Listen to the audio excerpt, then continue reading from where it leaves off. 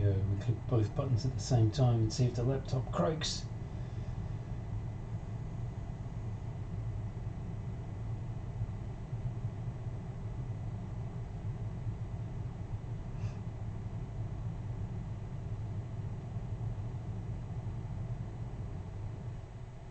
Can you see it yet?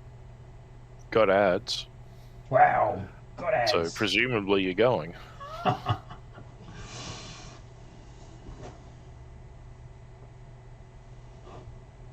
There you are. Howdy folks, welcome to another painting session. I'm Dan, joined again by Maddie. Say hi Maddie. Hi Maddie. Oh, that one's never going to get old. Stop setting me up for it. Today we're going to go back to Demonworld again, just because Demonworld. Shout out to the good guys Martin and Paul at Rail Path of Europe. Awesome folks, sending me stuff to paint, and stuff to paint with, I might add. There. Good pair of fellows. They produce a great product. Yeah, sitting on the table is the results of last week's, well, the eventual results of last week's live stream. And they came out pretty well, I think. I was initially unhappy with the basing, but, you know, Agrex Earthshade fixes a bunch of stuff. So there you go. Happy with those. They are very attractive. Green and goldy. And good evening, Ross.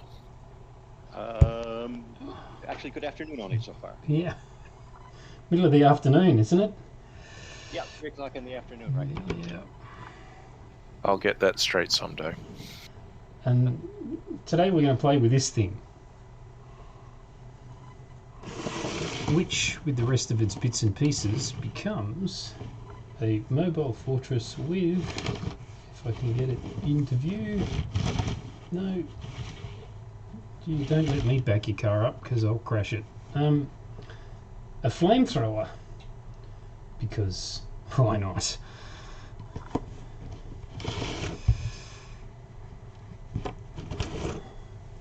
So, first things first. Ross, did you see what I posted? Yes. We have a larger issue to discuss. Uh-oh. Did you? I uploaded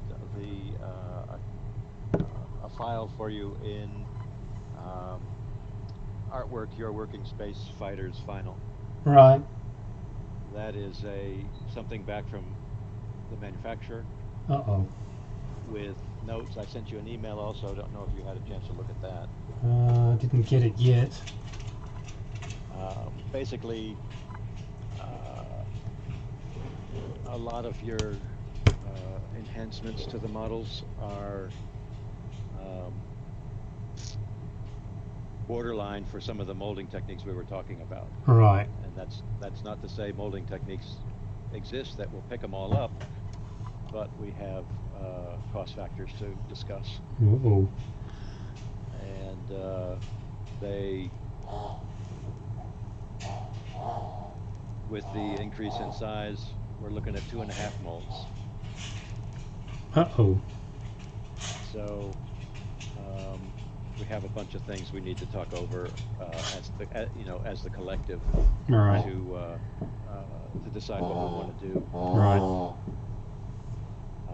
Because if it's 4 figures per mold, that 10 all of a sudden isn't the magic number. 12 is. Yeah. It raises all kinds of interesting things. It's stunning to me that they can't get those shapes into a 400 by 300 mold. It must be an awful lot of hardware in place. Well, if you remember back to the couple of photos they sent us, that is absolutely the case. Mm. But again, I think they're complaining about edge thicknesses and all of the things we went through the first time around. Right, okay. And here was me thinking I'd been very careful not to degrade that Not to stuff. abuse the system, right? So, back to your question. Yeah. If we need 2 more perfection, Yes. then that certainly is a candidate. And, one thing I got looking through all of the interceptor fighter briefings Yeah. and the Battletech, Aerotech stuff is, and then you look at the year that they were published and when in fascist history they were published, and you can absolutely see what was influencing our artists' thoughts at the time. Right.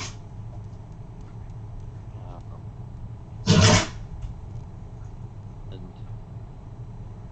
honestly, a lot of the Renegade Legion spacecraft Yeah. don't meet one of your design criterias, Which is?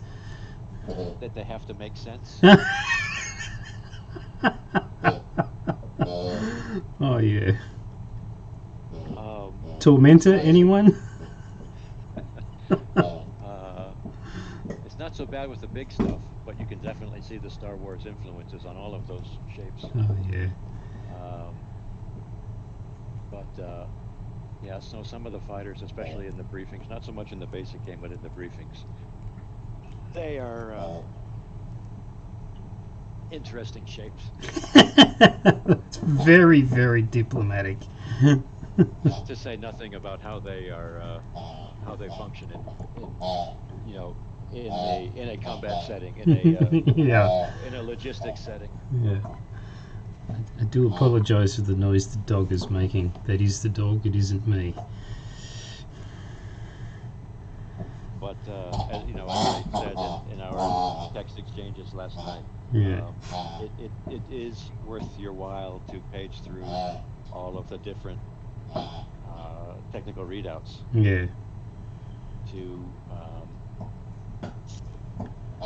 get some inspiration there. Yeah. And they were, of course, free to draw smooth curves and circular body shapes, something that our modeling software has some difficulty with. Mm-hmm. Well, but, I think it's your modeler that has the difficulty with it. Well, if the number of polygons increase by an order of magnitude between round 1 and round 2, it's going to start pushing the limits of something, whether it's the software, or hardware, or whatever. Yeah. The modification we were talking about to the one model, like you said, wouldn't work given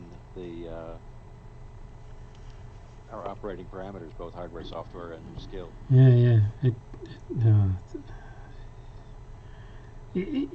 Once you're beyond a certain point with some of these shapes, you just can't do anything with them because the software just starts to pull them apart, and they don't maintain cohesion anymore, and you're left with a big old mess. Well, you ran into that with the smaller space station that you were working on. Oh yeah. Days too, right? Yeah. That's a classic example. It's the kind of thing when you pull an STL off the internet and you try and produce a model out of it, you end up rebuilding it, usually from the ground up, because the geometry is just fundamentally broken.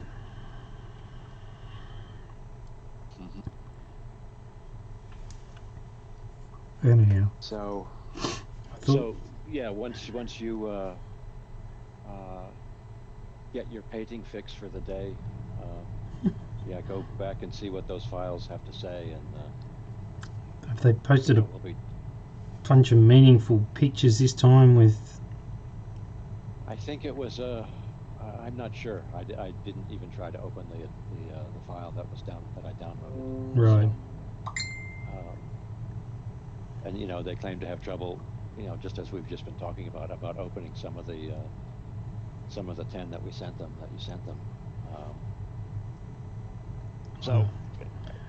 more research required just to see what's going on. Yeah, I certainly did have trouble converting them into step files. There's no doubt about that. That step was not the easiest thing in the world. There were a couple of STLs that really didn't want to go through that process, and I had to drag them through it kicking and screaming. So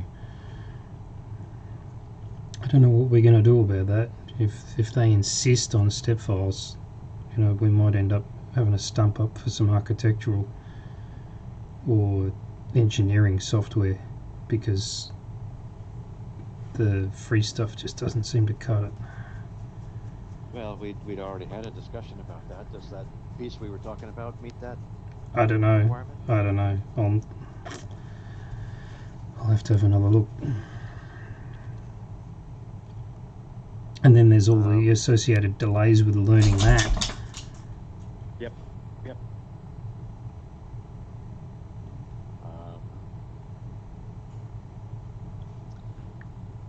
Yeah, and if we have a larger upfront for all of the molds required, that will change the financing equation and Yep. timing equation and all that good stuff. Yep. Okay. So it sounds like Thursday night's discussion is going to be an interesting discussion. Yep.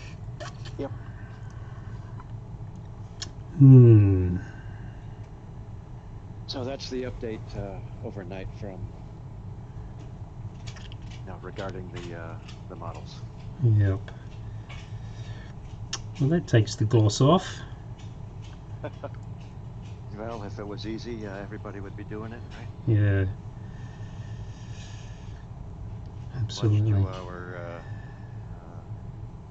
I'll just leave that alone. There are far too many people doing it already. No, just some of our The naysayers. commenters. Yeah, no, it'd be great to have unlimited budgets and staffs of thousands to. Yeah. Yeah, no, my niece's dog is running around the backyard here. There you go.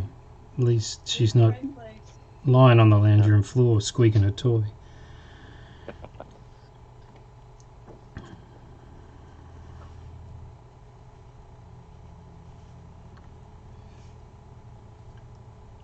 But no, I'm still confident that we will think big before the end of the year. Right.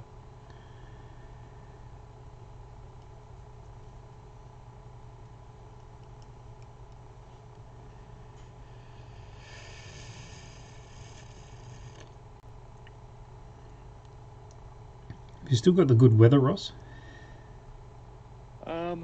We're the last couple of days have been like the end of summer.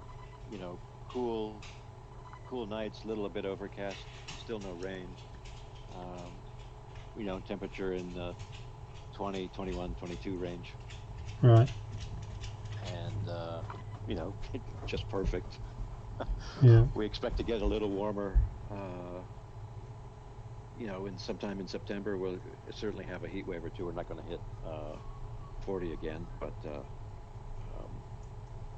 we'll have hot.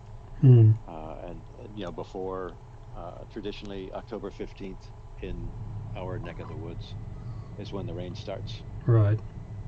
And it'll rain from then until March, April, May, June. Yeah. Really?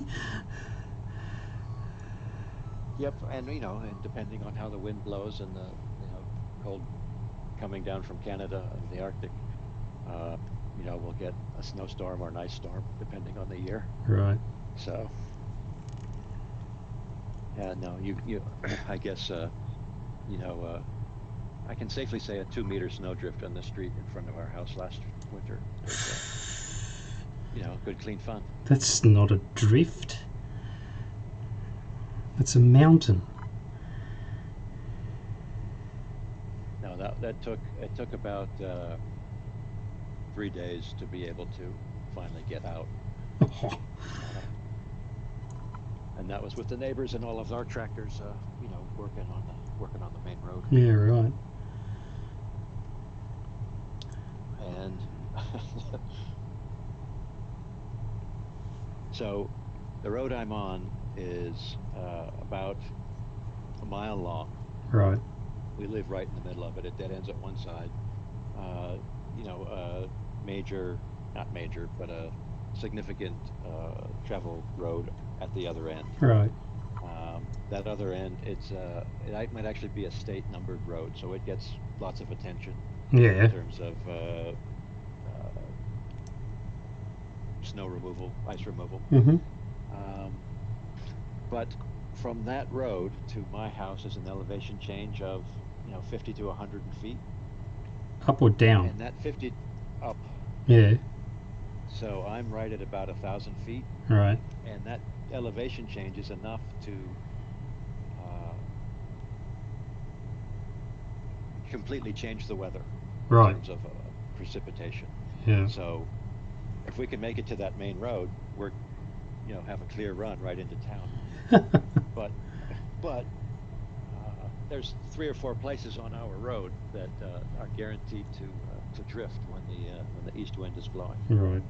So it's one of the adventures of living here. It's why most of my neighbors have auxiliary generators, Yep. wood stoves. Yep.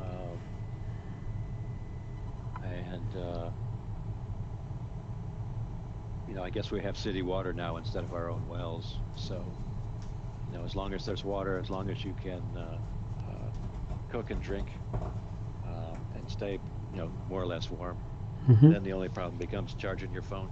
Right.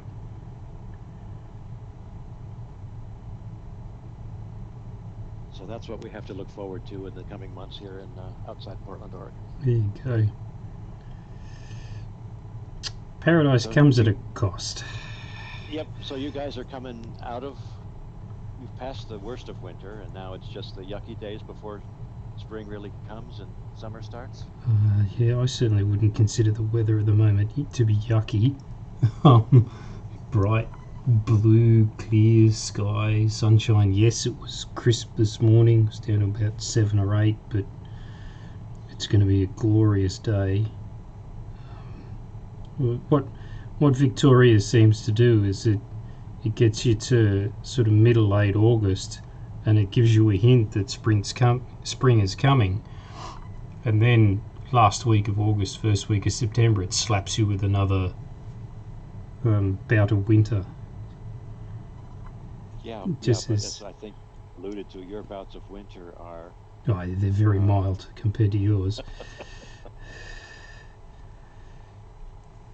So, yes, as I was going to say, paradise comes at a cost. Yeah.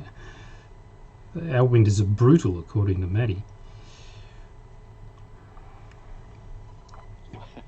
This is true. I'm reminded of back in our very, very early days, there was a trade show in Anaheim, Southern California. Yeah.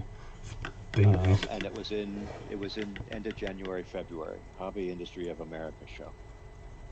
And we would go to this show from Chicago in dead of winter. We would be leaving, depending on the winter in Chicago, certainly, I don't know, what's 0 Fahrenheit and centigrade? About what? Minus 28, minus something 20. like that. Yeah.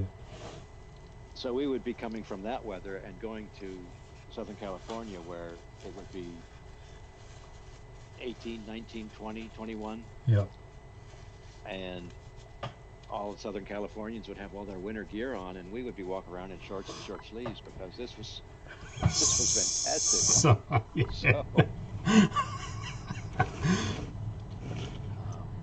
And it all depends what you're used to. Exactly right. This is the thing. Victorians in Queensland walk around in shorts and t-shirts if they've got a top on at all. Queenslanders are all in hoodies and shivering. No, I guess on one of my trips while I was at school, I managed to. How about this for an itinerary? Leaving Los Angeles, first stop is Tahiti. Second stop is Melbourne, Yeah. then Sydney, where the longshoremen just conveniently happened to be on strike, so we were there for a week. Brisbane, Auckland, back to Southern California. Yeah. So, And it's the Pacific, right? The Yep. Pacific is the gentle ocean. and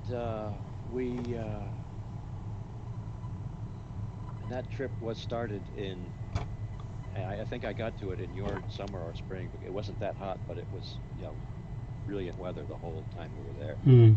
And the engineers and mates on the ship, bought several hundred pounds of beef while we were in Australia, and every night we had barbecues on deck for dinner on our way back. It was It's a tough life. yeah, So what was your role in that journey? I realised that you were, in a sort of on training sort of a thing, but... on that trip I was engine cadet. So I worked in the engineering department and helped with the maintenance of everything, and maybe I stood a 1 4-hour watch with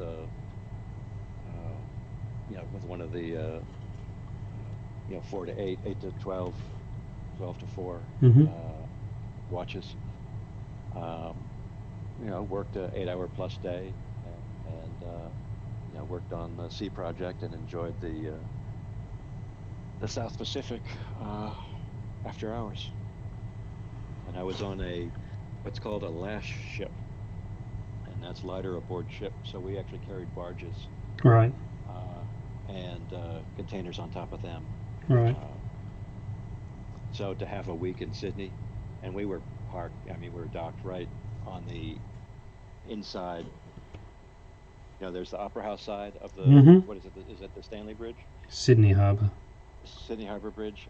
We were on the inshore side, right there, so I could walk downtown, easily. Yep, yep. Um, so no, we had a great time there.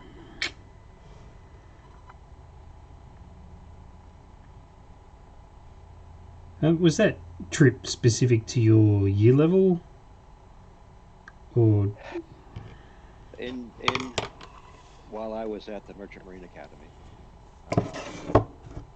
freshman year was all at school.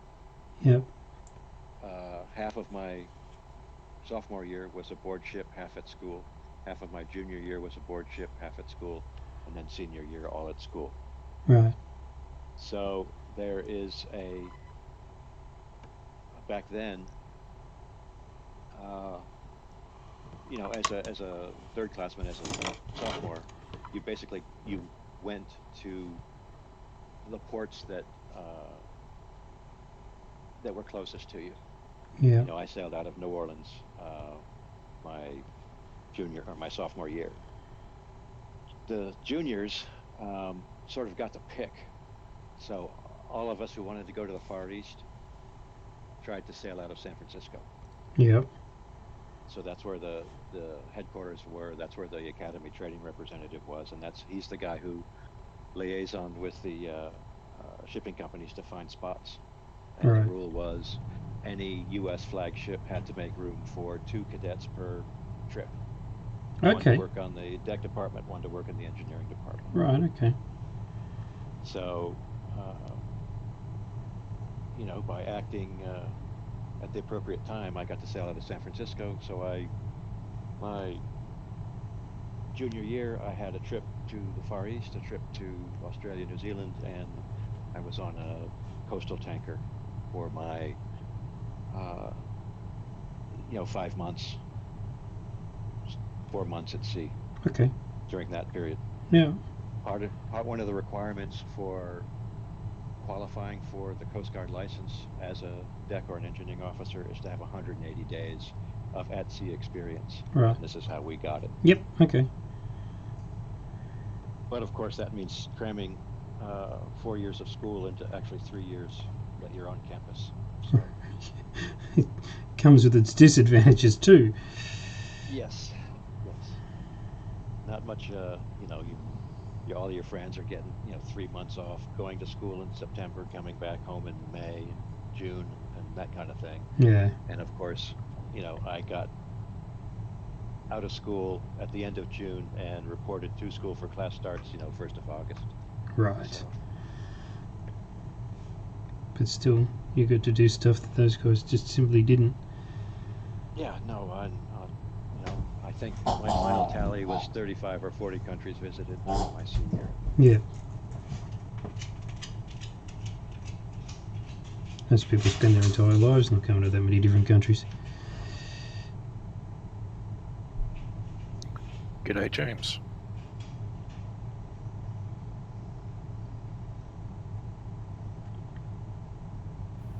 Hey, how's it going, team? Good, thanks. Hi, James. Is that Ross? Yes, The it is dulcet indeed. tones. How are you? I'm fine.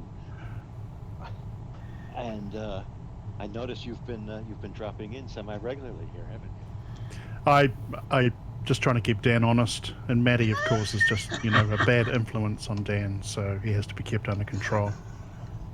Well, you guys can't. You can't let out too many of the company secrets. We've got Dan right where we want him. Oh well, you know how it is. He's a complete captive, aren't you, Dan? Sorry, I have to mumble through this gag. Yeah, exactly.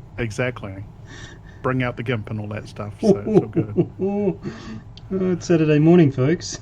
Well, Friday evening, afternoon. That's all right. We've got storms coming in, so yeah, it's fine. It's all good. It's all good. Yes, Ross. Yes, I'm exactly where I want to be. I know, and again, as we've talked about on innumerable occasions, if I ever find that, or you have to assume when I ever find that patch, there will be a reckoning. There will be. There will be.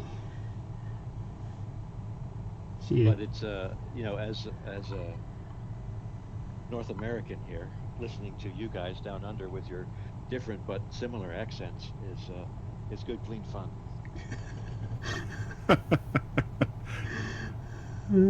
It actually, to be honest, it actually has been quite nice. Actually, interacting with other Antipodeans. Just saying, as an expatriate Kiwi / Antipodean here in the States, there aren't a lot of us. I think there's about less than 18,000 Kiwis. In fact, probably fewer than that now in the whole of the United States. And last I checked, I think about 40,000, maybe a few more than that, Aussies in the whole of the US. So. We're still. Well, I know that that my brother-in-law, my wife's oldest brother, married a New Zealander, and he is currently living in Wellington, raising their son, who was born in New York City and has lost his New York, and now has this mix of Kiwi and American when he speaks. So. And enjoying the lockdowns, no doubt, the paid lockdowns. So. I know. He's the same age I am, and I guess he had just gotten his first shot when everything that New Zealand is going through right now is started. So, he plays house dad anyway, so it's not a big change for him.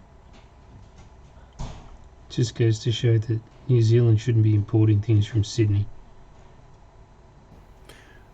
It's strange days that we live in. I don't know if there's necessarily. I'm not going to get into the politics of vaccination versus non-vaccination versus COVID variants and all the rest of it. But these are definitely strange days, and the science doesn't all add up. So anyway. Yep. I choose to leave all of that stuff alone too, but I've I got my vaccination certificate yesterday, and I'm looking at it thinking that it's probably not worth the pixels that are used to store it. Well, I just look at all the reporting that's coming out of places like Israel and stuff at the moment, Mhm. which has an incredibly high, double vaccination rate, fully vaccinated rate, and the number of cases of Delta specifically that they're getting from hospitalized patients, and you're looking at them and going like, bugger, all these people are actually unvaccinated because, and they're all catching it left, right, and center. So, kind of, what was the point? Yeah. I don't know. Well, here it's in Oregon at least. It's we're seeing the uptick in cases just like everybody else is, but it's 99% are all unvaccinated who are in the hospital right now. So Right. Hence it's hard to tell from the science and the specs. I was looking at a graph of Sweden versus Germany. This is a classic example. They were looking at the comparisons of cases versus their mask mandates. Germany, which was close to 90% masked, and Sweden, which was less than 5%. And the graphs were virtually identical in terms of case upticks, from which they were saying, well, you can interpret this as being, hey, we didn't need to wear masks, or maybe things could have been worse. I don't know. Yeah, it's just kind of weird. But anyway, yes, we're not here to talk about COVID. We're here to talk about gaming. we're here to talk about Dan's amazing painting. Are we? No. Yep. Totally, mate. I'm operating remotely here, so I can't see what Dan is actually working on. So I can't either. I'm actually halfway through cooking dinner. I kind of came in late. I missed last Friday, so and I love hearing Maddie's voice because I've started catching up on his radio-free broadcasts, which are awesome. If anyone's listening, you need to just totally catch up with those. You do. Because they're actually pretty cool. Absolutely, you do. Thank you for saying so. Today is actually our first birthday. Well, congratulations. Happy birthday, Radio Free Earth Dawn. Do you feel like a proud parent? I feel like a parent. Don't know about proud, but I like Wiping it. a tear. How quickly they grow up. So, one more year and you'll have a toddler.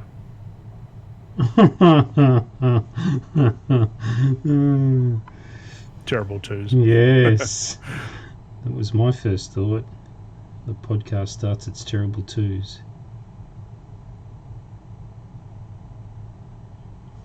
You got grandkids, James?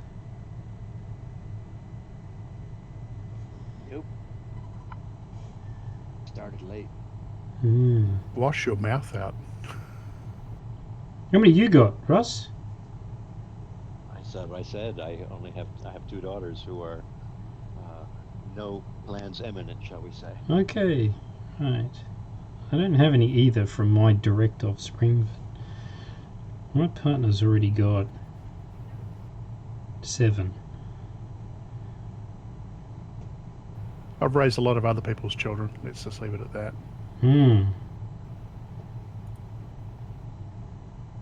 Our third one, or my wife's third one, mine, I'm going to say mine because they're actually pretty good kids. If they were horrible, I'd say otherwise, but they're not. But they're actually pretty awesome. He's just finished high school, and got his first job, so we've got 3 in the workforce now. It's great.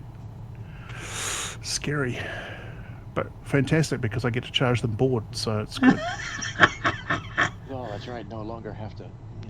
The cash flow is reversed right now, right? At least for a moment. Well, yeah, I'm working on the reversed. At least kind of breaking even roughly. It's covering costs. So. Well, that's a major milestone anyway in its own right. So. They're actually doing very well. So very, very proud of them. They're our manager. We went out to a school lunch because one of them was doing a chefing course, and somebody bought our lunch for us. We thought it was the chefing teacher, but it wasn't. It was actually Dawn's oldest son's boss, his manager, who saw him there having lunch. and bought him lunch because he just does such an amazing job at work.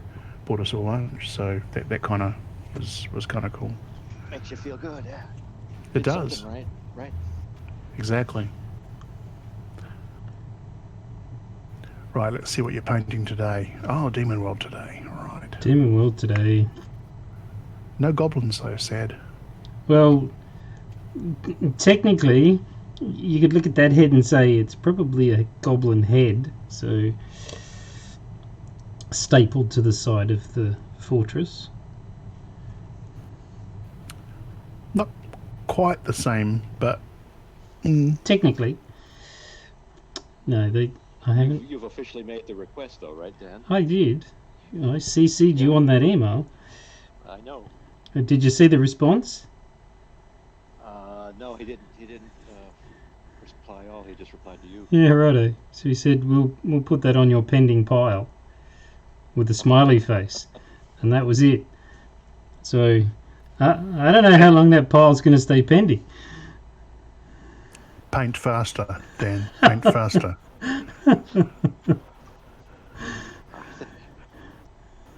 And I think Dan is taking commissions for anyone who's watching this. So no pressure. Just But also remember, spread the wealth. Dan isn't the only one who's painting. Yeah, Right? that's right. Maddie's painting as well. We've seen Maddie's work. He's done some great work with the Samsut. Yeah. They came out pretty awesome.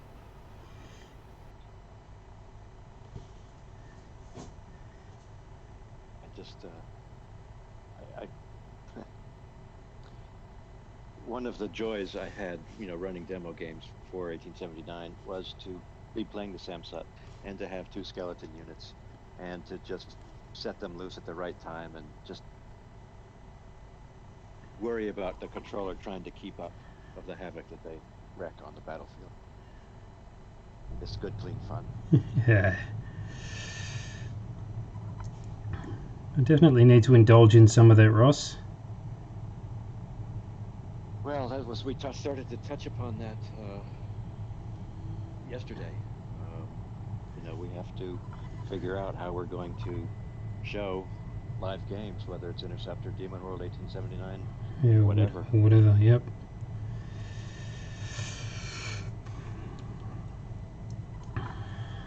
You can always run them in virtual, tabletop simulator, Roll20, etc. Which you don't even need to use a grid or a base. You can actually do inch measurements. Yep. Given that I'm putting the effort into painting these things, I'd actually like to be able to push them around the table. So. Yeah, no, they just having them sit in drawers or on display cases is just a small part of the joy of doing it. Yeah. I've had to devote a whole shelf to flying things now, Ross. 2 sets of the Interceptor stuff, plus that station, plus a couple of squadrons of the Crimson Skies, and it's like, well, now it really belongs on its own. I told you your man cave's not going to be big enough, Dan. It's not. I already know it's not. You can send them over here to the States if we feel that way inclined. I We've got plenty could. of room over here. I've got a whole barn. What worries me, though, is that you're going to put them in an unlabeled box and stick them in that barn and never be able to find them again. It's going to be like the final scene of the Raiders of the Lost Ark. No, that's my claim to fame. You've seen pictures of it. Oh, yeah. Of the lines of shelves. I've seen video. The video is terrifying, just saying. Terrifying in both a good and kind of scary way, but yeah. No, this really sad part is, and I don't know when I'll be able to rectify this lack, is up on the top of the shelves is where all the geohex is and all of the, all of our demo terrain for when we went to conventions. And I've got acres of that stuff that, it needs to be played on. Have you got a table? I have any number of tables. Right. Of the appropriate size in an appropriate location. Possibly, depending on what other projects are in progress. You know, I have the 4x8 table in the workshop. Right. I've got 3 or 4 3x6 tables that can be put together. I have a 3x8 table and a 4x7 table. Personally, I don't much care what the size is, provided there's room enough to put a camera above it.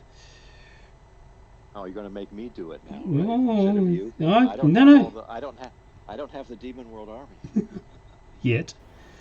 I've got a 55-inch 4K TV. You can stick a background on that one and run your miniatures over the top of it. That might look pretty cool. There are TV tables now where you get cutouts for the TV goes in the table underneath glass. We just made one. It was easier. Yeah. That's our standard gaming table. So we basically just stick whatever underlays you need underneath it and run from there. Yeah. Not quite your standard, 4x8. Obviously, it's hard to get a 4x8 television at a reasonable price, but Well, you gotta have a railing to lean on and all that sort of thing too. So. Oh yeah, exactly. You got to have room to put all the sheets and things. So, but it works pretty well. So. When we come to the double blind stuff, Ross.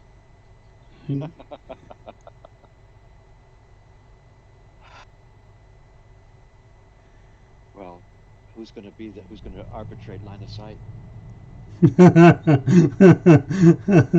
Not you.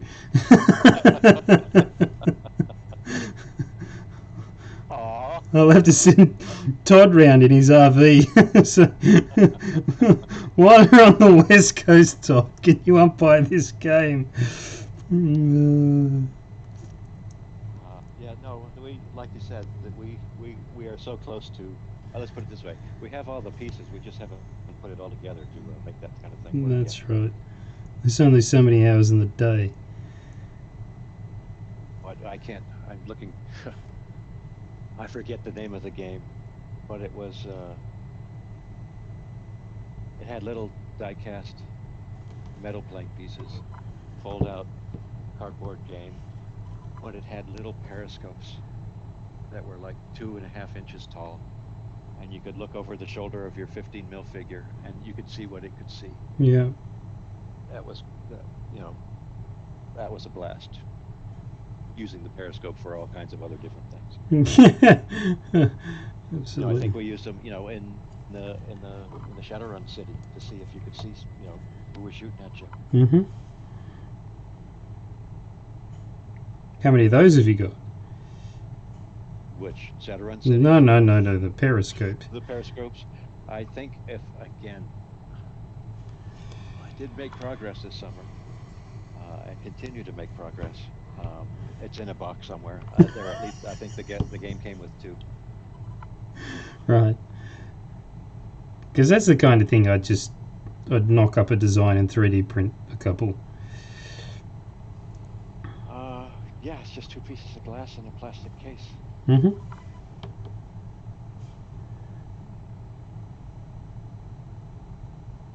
These days. I will put that on the list.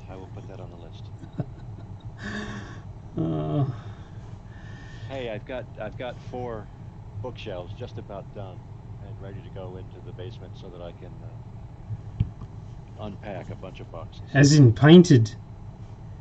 Assembled and painted. Well, I just need to put the back sheet on and I need to stain them. I don't like to paint wood, I stain it. Yeah, fair enough. Especially since I sprung for oak. Oh, yeah. all my stuff's IKEA, I'm afraid. I had too many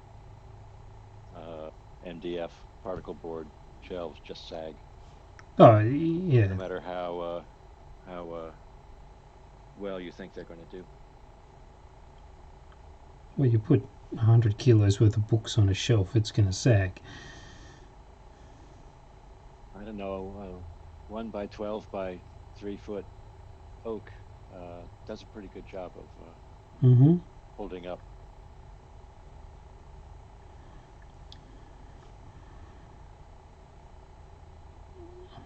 I have a fair collection of things by Brian Lavery and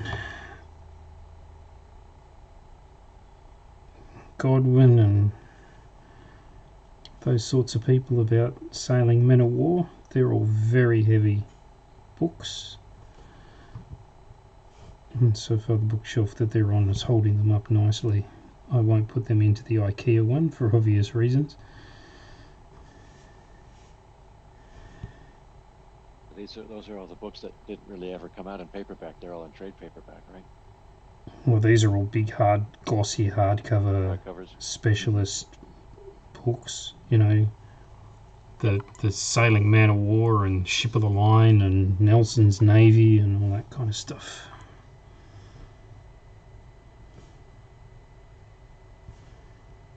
The plan was to build a, what was it, a 64th scale, French 74 out of wood somewhere along the line. I got distracted.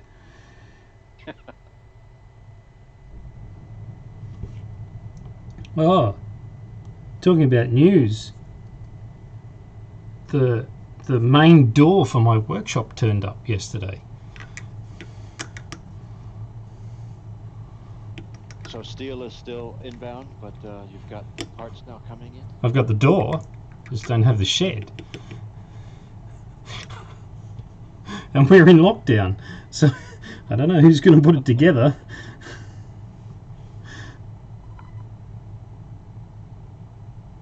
So take that as a positive or negative. It's probably both.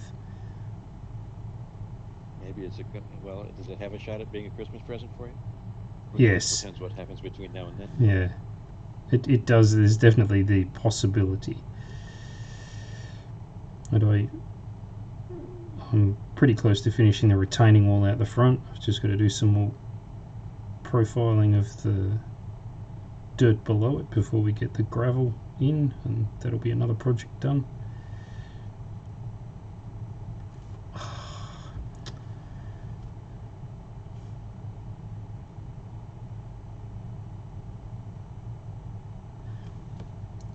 I thought this will be easy. I'll be able to paint this piece in one painting session. Oh boy.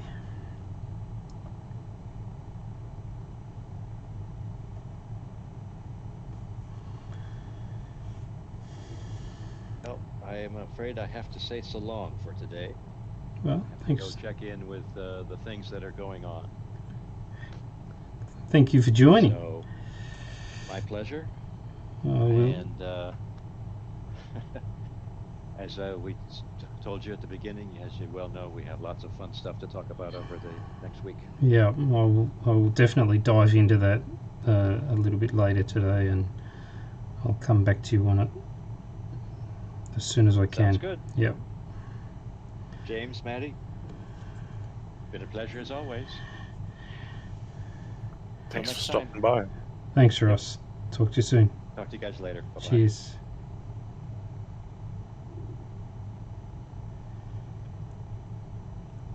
Where'd James go? Maybe making dinner. Finishing making dinner, yeah. Sorry about that. Dinner time over here. Ah, that's alright. Mad panic. Ross just chuffed off. Dinner time in Oregon. Oh, it sounds like he's got family over if his niece's dog is running around the yard.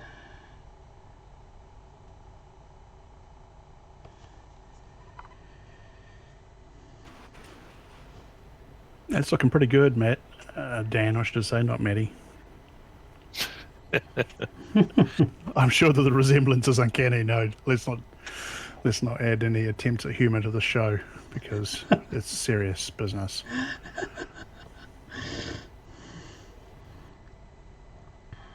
So you're going to individually paint the emblems on those shields?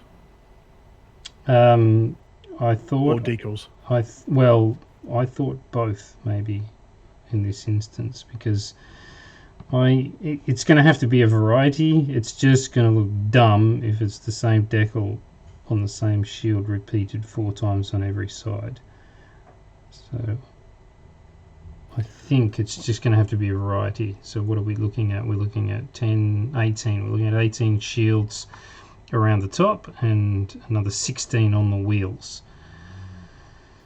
Yeah, you're going to have to mix and match that up. Yeah, that's going to have to be... Okay, crew, I'm going to have to cut. I'm sorry to love you and leave you. No worries. Enjoy your dinner. Audience, you give 0 expletives. Okay, be well. We'll try and catch you next Friday in a more sane manner. We've had a couple of crazy weeks here, so it's been weird, but it is what it is. I don't know how that goes, but thanks for stopping by, James. Appreciate it. I know. After missing out, and besides, I needed to hear Maddie's dulcet tones. So I'm serious, man.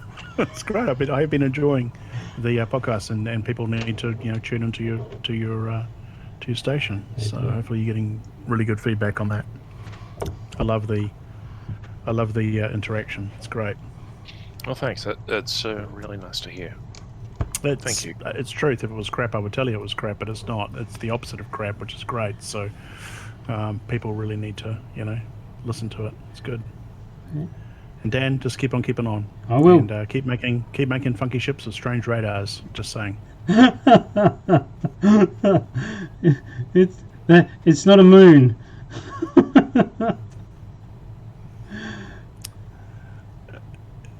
I think the advice on maybe painting that one up with the blue, I think someone posted that up, is actually worthwhile maybe checking out if you think it is. Yeah, I think it's worth the time and energy. I've already ruined that one doing what they suggested I do with the numbers. So if I want to paint that part Right. blue, I'm gonna have to print another one.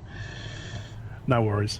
No, I thought it was a canny idea just to kind of separate. Yeah, I thought it was actually pretty smart. But yeah. Anyways. All right. It's all good. Be good. Okay, team. Be well. Stay well. Thanks. Everybody who's listening, Take be care. well. Stay well. Catch you soon. Later. Bye. See ya. Right.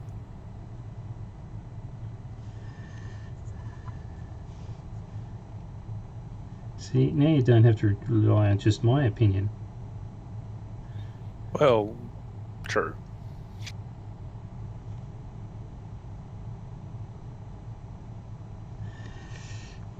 I've been a bit remiss actually this week. I'm behind, so Well, that's all right. You're not too far behind. I know roughly where you're up to, yeah. and you're not that far behind. And there's always going to be more coming out, as long as we can swing it. Yeah. Well, hopefully. We did actually record on Wednesday, so Ah, there you go. and that was a 3.5-hour session, so get a couple more episodes out of that. Yeah. Full session? Yeah. No. Well, full for everyone who is going to be there anyway. Oh, okay. Spoiler. Yeah. That's not really a spoiler. That's a teaser. But it's fine. Yes, you're right. It is a teaser because that has already come out in what has been released. Mm-hmm. Oh, well, okay. Possibly. That's tomorrow.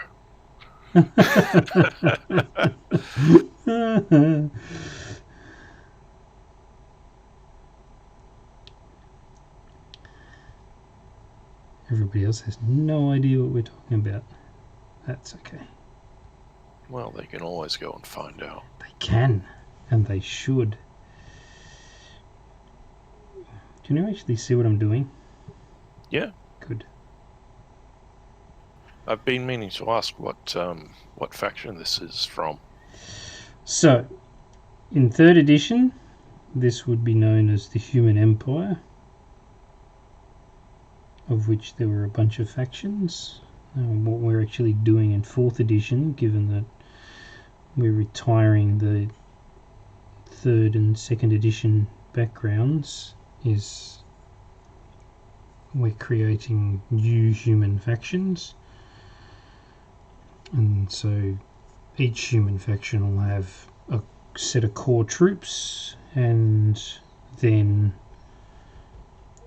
specialist troops, stuff that they use for support sort of options in their army, and then they have access to allies and rare stuff, and so the human empire is being dissolved, and the humans in the game will belong to one of a set of 7 or 8 kingdoms,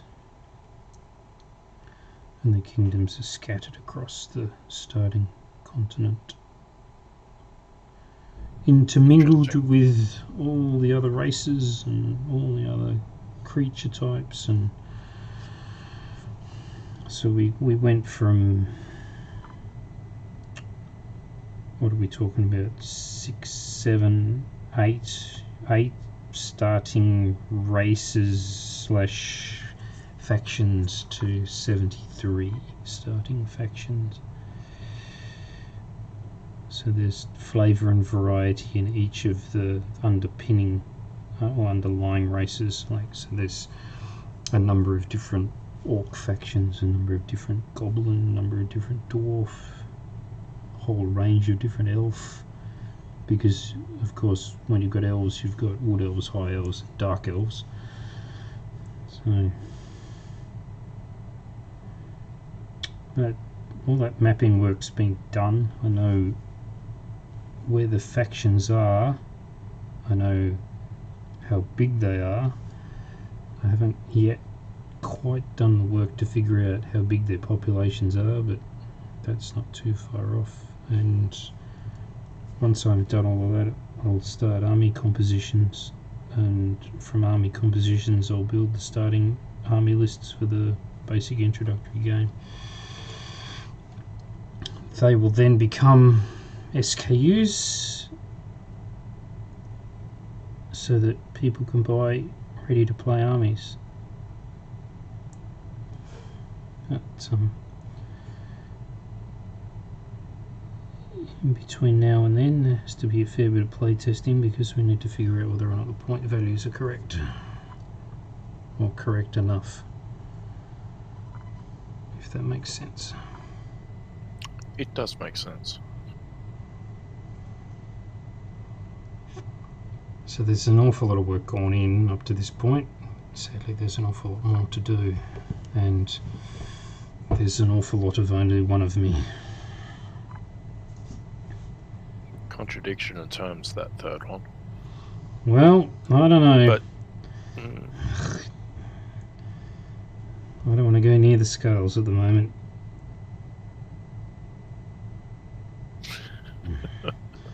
I'm afraid the result of going near the scales at the moment would be something along the lines of it telling me to get off. if it makes you feel any better, I haven't been weighed in 4 or 5 years, because domestically available sorts of scales don't go that high. Right.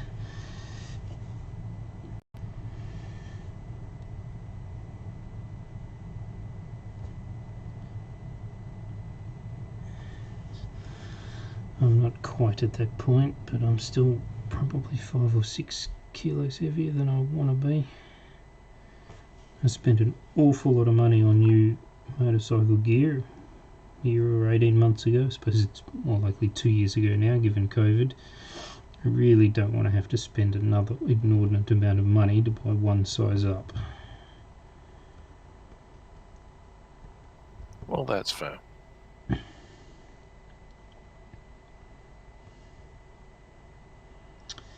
Maybe we can get you an exercise bike to sit on while you're painting. Power the lights. So if I stop pedaling, I can't see.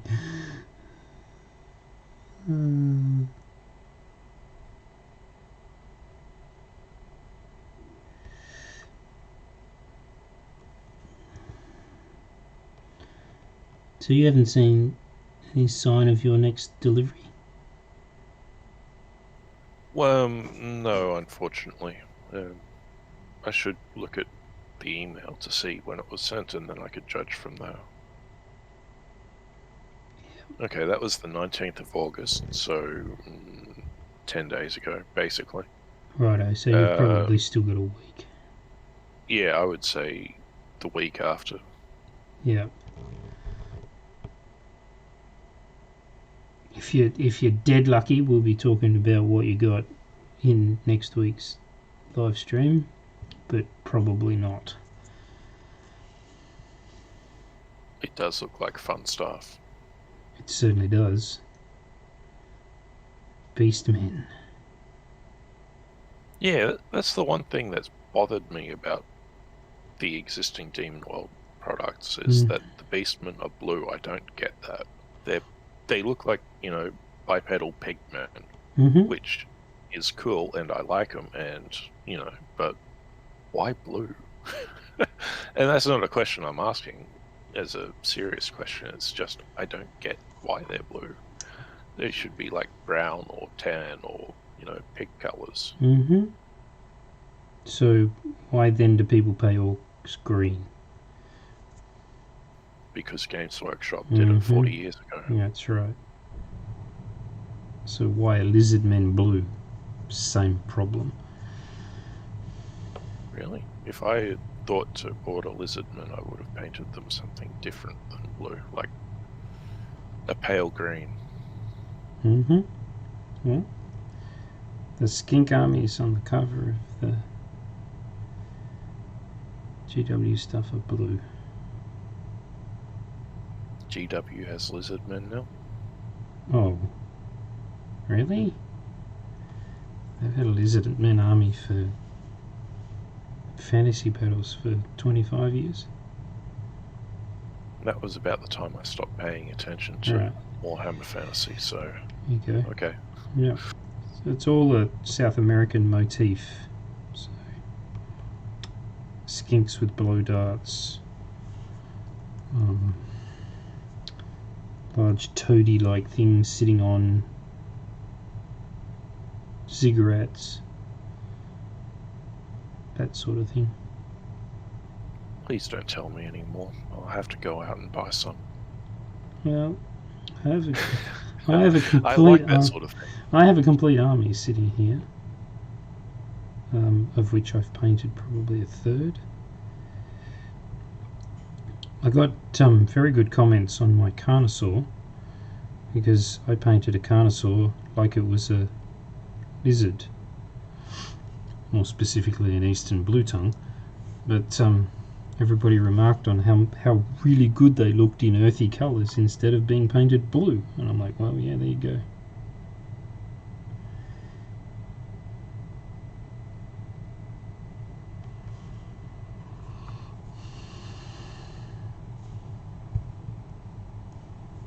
But there are lizardmen for Demonworld. There's just not very many of them. Yes, I remember learning about those models and getting giddy about them. And then promptly forgetting to include them in an order. It's always next time. And there will be a next time, of course, because that's how this goes. The real failing is when you get a Baneblade turns up and you look at the Baneblade and you go, whoa, that's really tasty. There's 10 or 11 or 12 different ways I could build this model. And then you open it up and you realise that you actually do want to build it 2 different ways that are not compatible with magnetising things. And you go, and then go and buy another one. Or 3, No, because you want some spare parts. I thought buying 2 was bad enough.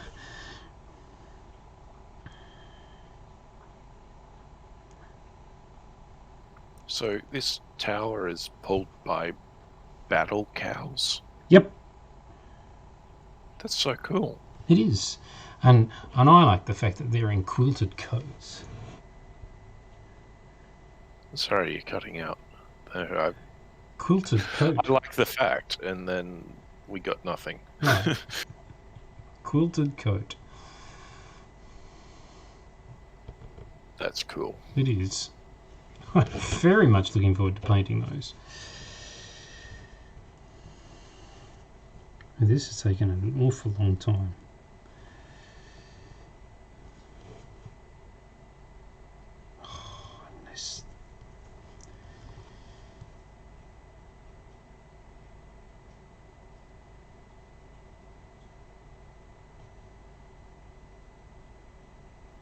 Yeah, every time you do these Demonworld figures and minis, I always comment on how amazed I am at how beautifully detailed they are. And Battle Cow with quilted coat, that's just a whole new level. It is.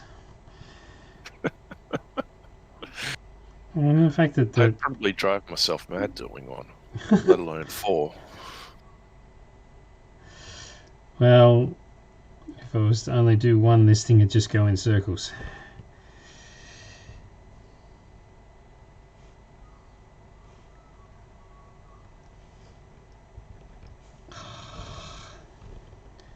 Really struggling with that hand.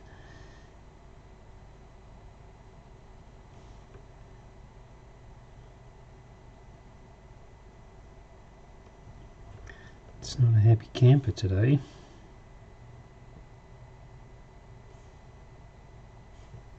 And why is that? Good news that you can share? Don't know. The tremor always gets worse when I'm stressed. So, you know, the last month at work's been pretty brutal. Yeah. So Yeah. there's not much I can do about it. I've seen a neurologist. He just shrugged and said it's an essential tremor. You'll have it for the rest of your life. Next. Don't you mean $500, please? Then next.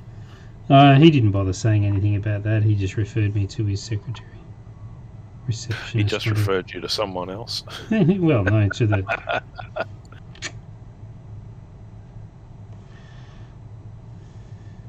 I remember that day too, because it was a miserable, wet, cold, nasty day, and I was riding my motorcycle because it was the only form of transport I had at the time, and when I got there I was soaking wet.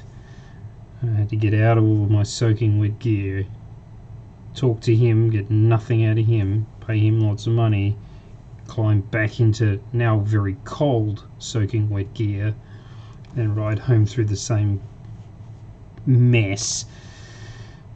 I think it took me 4 days to get that gear dried out.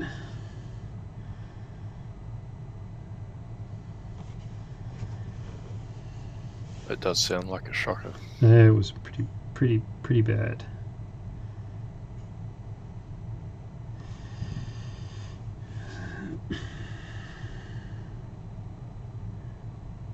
At least now I have a car.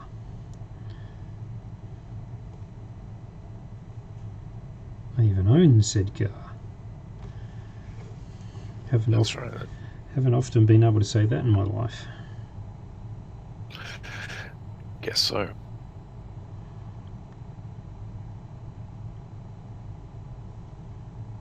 No, the cars were always for her, to drive the kids around in.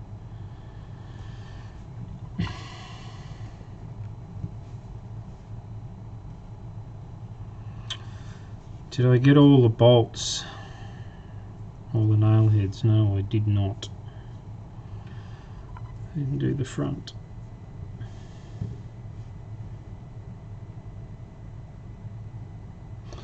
I thought I might do the quilted jackets green and gold. What do you think? It's a very attractive colour combination. Do you think I should do a checker pattern though? Well, that's about the way that I would have.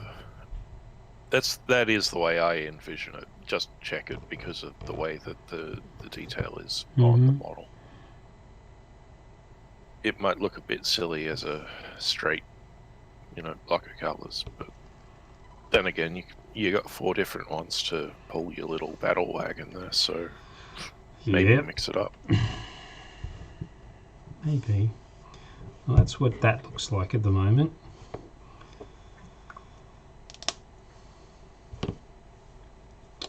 So I'm going to have to do...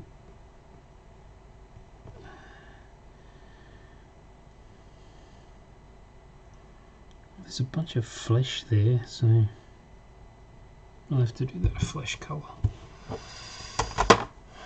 Metallic. orchids? Yeah. They are actually orchids, they're not goblins. I was lying to James. It's okay, he'll forgive me.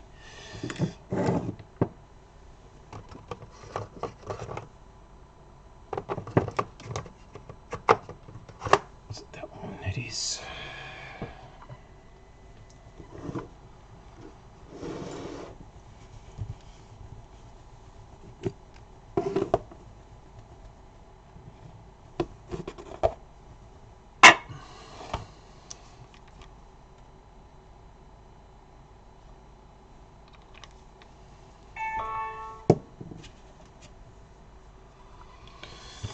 I wonder if that's Ross's email arriving.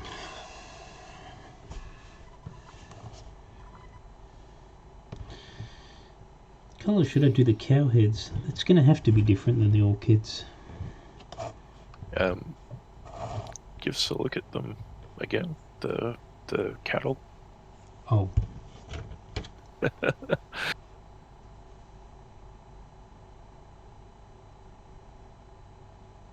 The one problem with watching on the stream is the delay. So are those furry cattle? They don't look like it. So you could go, 4 different colours.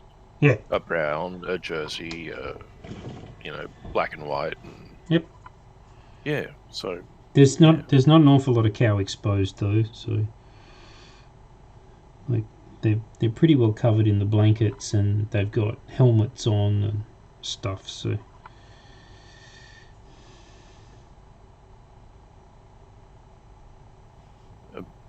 roan, big, strong roan.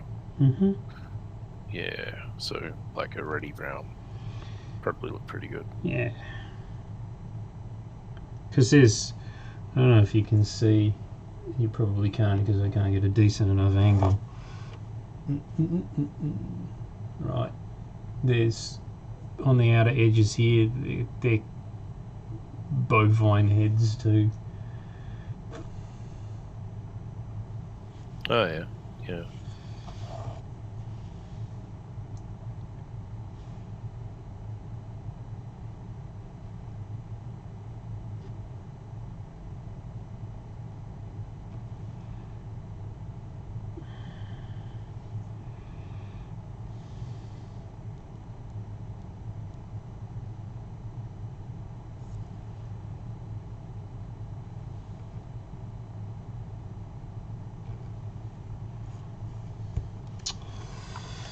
A little bit of water.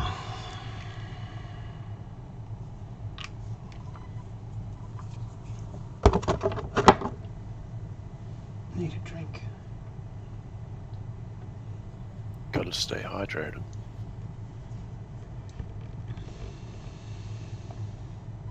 I will admit that has been a large failing of mine this last week. The hydration. Staying hydrated.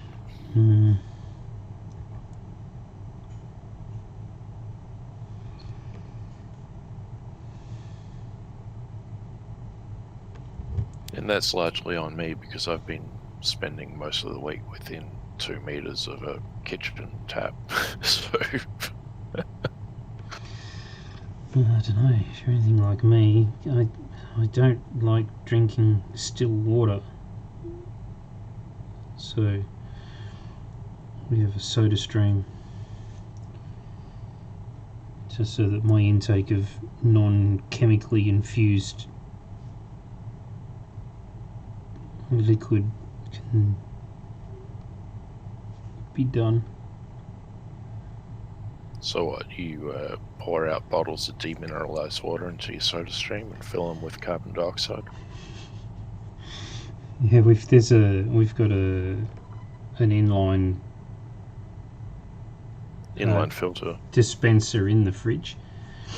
So there's a filter in the fridge for the dispenser. So you get filtered water, so it runs through a carbon filter, and then you throw carbonation into it. Fair enough. I'm not nearly that fancy. My fridge is 30 years old. Mm-hmm. Well, if the last fridge had lived up to its promise... Its promise or its actual truth. Well, you know, you buy a fridge, you kind of expect to get 10 to 12 years out of them. Kind of. A modern fridge, that's about their life expectancy-ish. Sometimes you're a little bit lucky, sometimes you're not. We got 6 out of that one. Catastrophic failure. So we had to replace it. Of course, they're only warranted for 3, so you've no real comeback. But yeah, disappointing to spend better than $3,000 on a fridge and get 6 years out of it, that's for sure. Yup.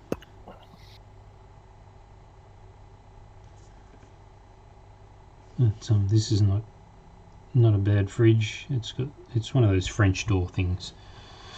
Oh yeah, very fancy. Yeah. Very schmick. Schmicko.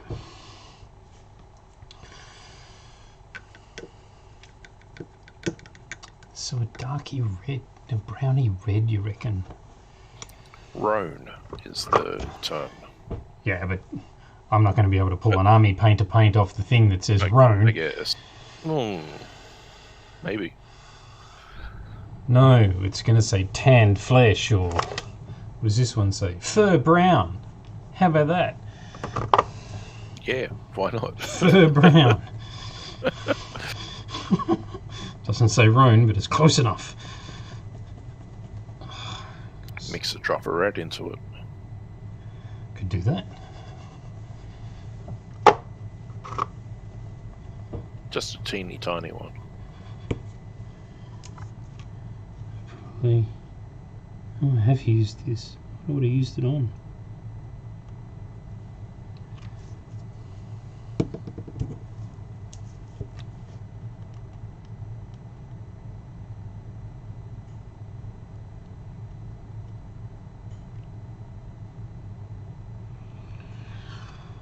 Oh, the immortal words of Clarkson, that's not gone well. Oh boy.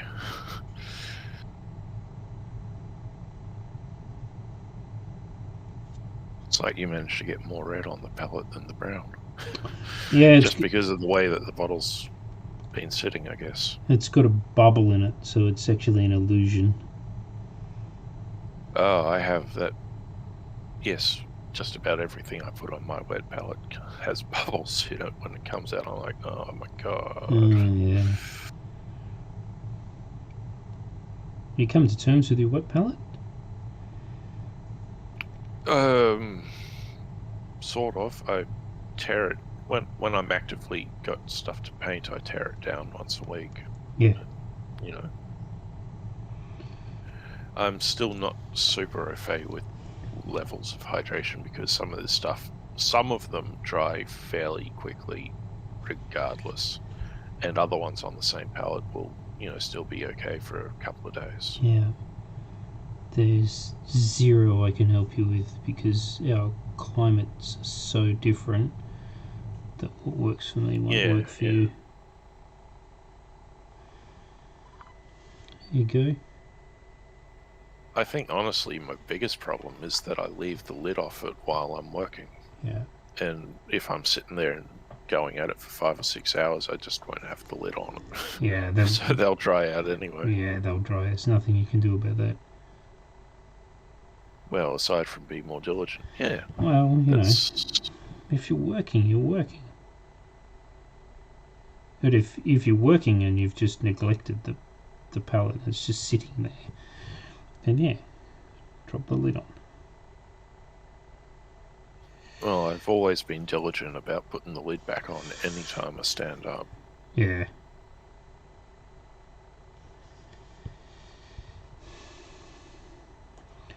See, you can't see this, but the bit that I've spread out, that I mixed and spread out, that's actually drying quite quickly. It's threatening to skin. Yeah.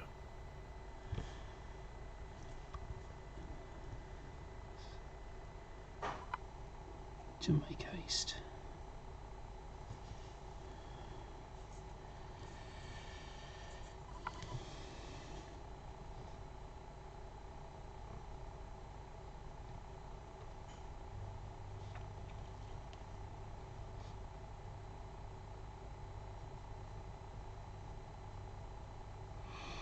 Too much red.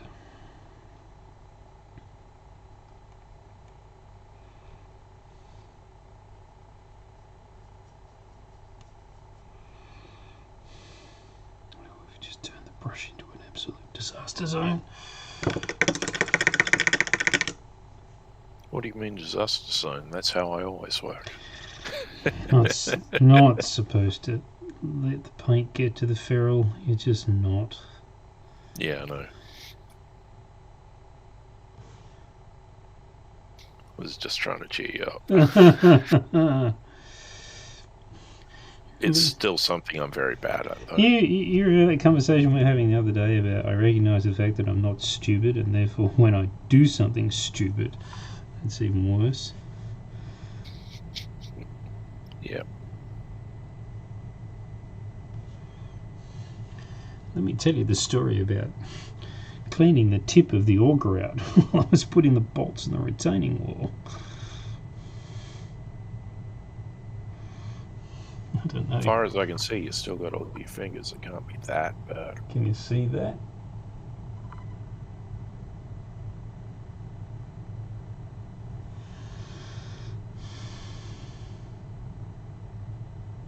That is a nice little scar there. Fortunately, it's just a cut. I don't think it will scar. But it was quite deep and it bled quite profusely. So a significant amount of the hardware on the back side of that retaining wall is coated in blood. Because damned if I was stopping. Well, that's just good for the garden, you know.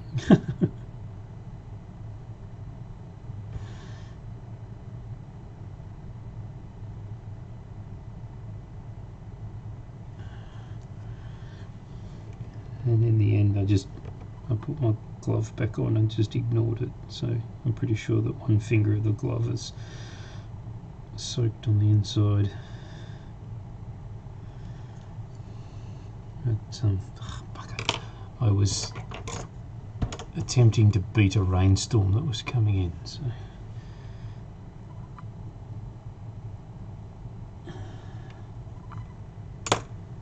I was most perturbed that the damn thing blocked in the first place. It was because one of the sleepers had a knot. The auger got hooked up in the knot and it just filled the forward flute with packed wet or damp pine, because they're pine sleepers. So she didn't want to cut after that. So yeah, once I cleaned it out, it was good to go again. Of course, by then I was bleeding everywhere.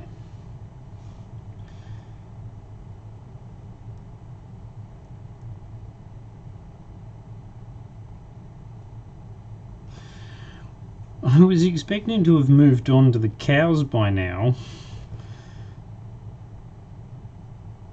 There's a million things to paint on that battle wagon. It certainly is. And fair enough too, it's such a large display piece. Well, you know, Great. it's a center of an army. Yeah. It's designed to catch the eye, so why not make it super detailed? It's the equivalent of the elephant, I think. It's like the unit Or itself. the tarantula. Yeah, well, yeah. Oh, yeah. I did order one of those. That crawling fortress. I am so looking forward to that.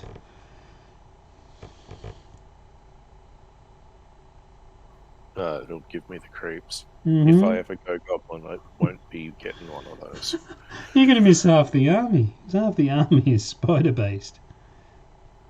I'll have to see if I can get a whole bunch of, loose and individual beetles to go instead of spiders. Yep. You'll have to get 4. You realise this? The beetles, they have to come in 4s.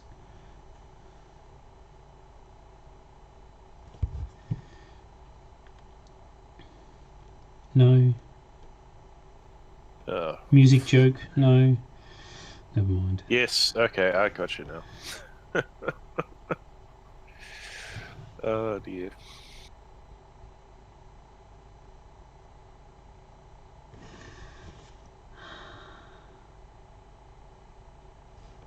I haven't had any coffee yet, so, the mind's a little switched off.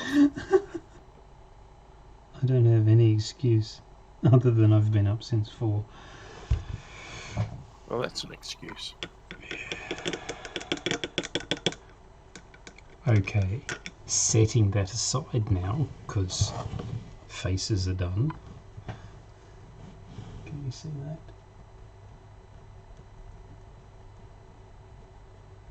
It's looking okay. Yeah. I mean, you could plunk that down on the table and it'd be perfectly acceptable right now. Yeah. Should I do the wash on it now and then just set it aside and let it dry? Maybe that's the right thing to do. What is the time? 9:30. Yeah. Yeah, right. Let's do that.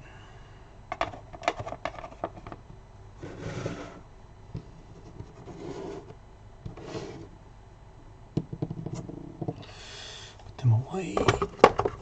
That's the other thing that I need to keep training myself to do, is to put them away.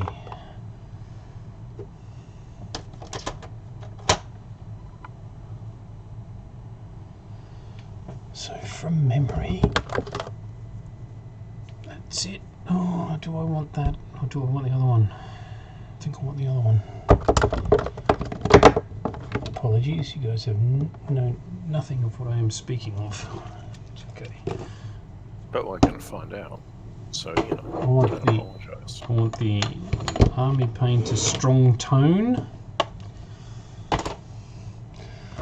I want the Airbrush Flow Improver. And I want the Army Painter Quick Shade Wash Mixing Medium.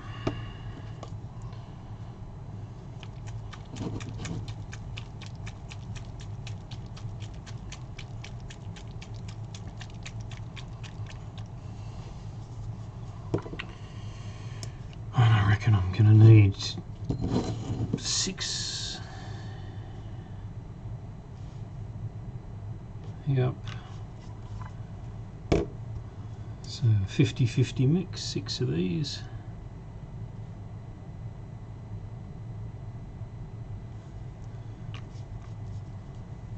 And to get it to settle, we'll use 3 of these. Ugh, that's 4. Dope.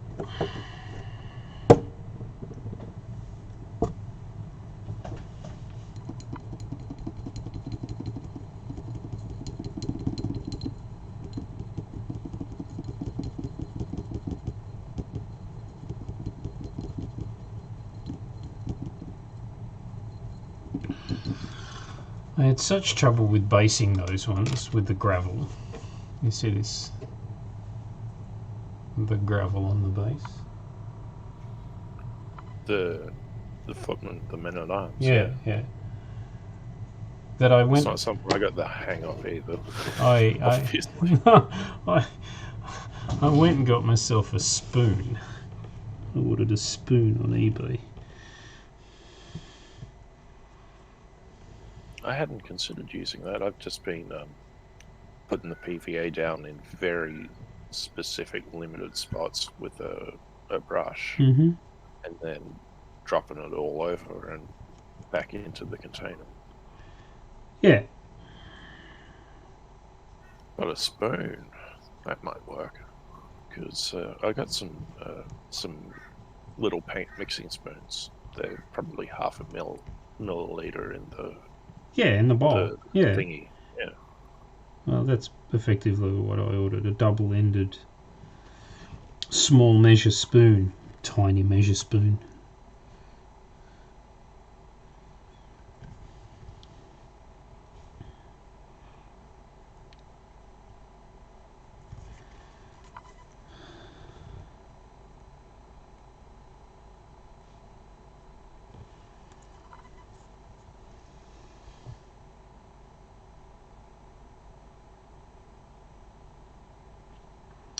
Hasn't turned up yet. What's the pity?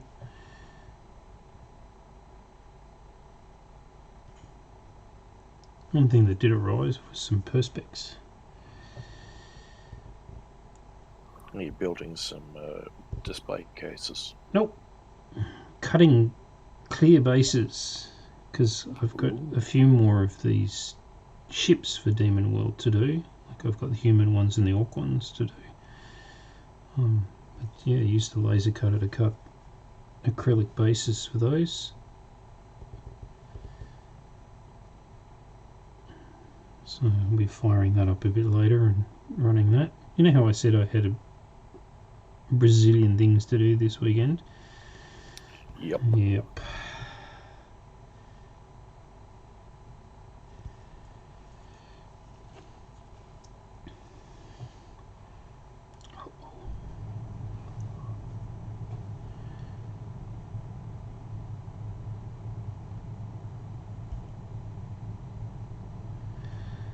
There's a good few more hours working this thing. Finishing off heads and faces and teeth and... Goodness me.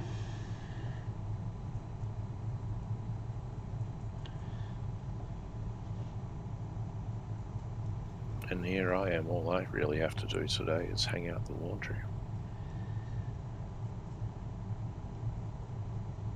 Sounds like a damn good day to me. Ah, where did that come from?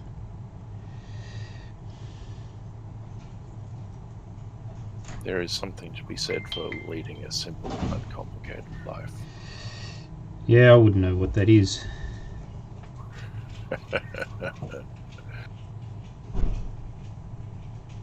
Neither do you, really, I suspect.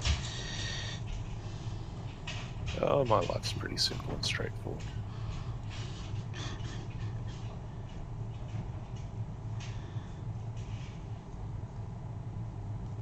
One thing I've had a lot of in the last week is a lot of people sharing their stories. Really? And, quite frankly, oversharing. Oh, okay. I've learnt things about people that I've just met that they wouldn't tell to their priest, and I'm like, okay. You don't look like a priest, though, do you? Not particularly. Right. And who talks to priests nowadays anyway, aside from the extremely devoutly religious? Anyway, point is that, you know, in comparison to these people and their problems that they share, I've got it pretty good. Okay. Nice and simple, you know. Mm-hmm.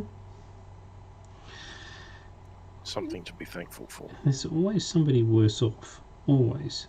And that shouldn't be what you measure your own life by, but it is true.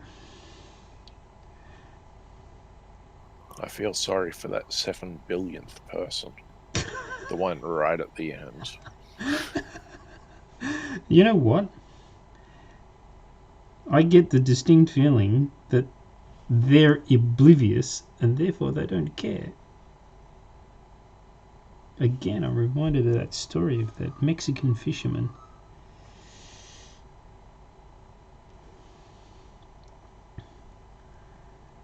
Well, you may as well share with the class. What that? I mean, it's not just me. You've got the rest of the world. Well, okay, fair enough. So there's an American businessman on holidays down in Mexico, and he sees a Mexican fisherman, and it's early afternoon, and this guy's got his hat tipped over his face. He's under a tree and he's asleep. So he goes up to this guy and he says, "What are you doing?" Wakes him up. Guy says, "I'm having a sleep under a tree." Guy says, "Why aren't you out fishing?" He says, "Well, I'm done for fishing for the day. Don't need to do any more." Guy says, "But if you were out there fishing, you'd sell more fish. Then you'd make more money. And with that more money, you could buy more boats. You could employ more crews, and you could catch more fish, and you could make more money. Very soon you could retire."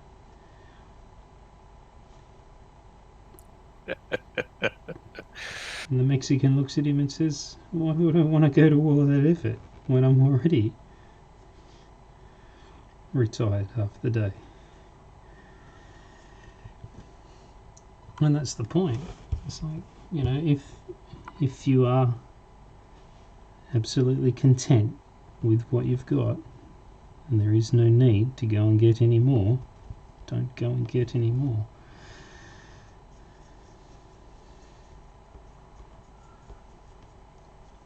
And Yep. and I realise the absolute unbelievable hypocrisy in me telling that story, considering how many toy soldiers I have bought in the last 2 months. Because believe me, I don't need any more.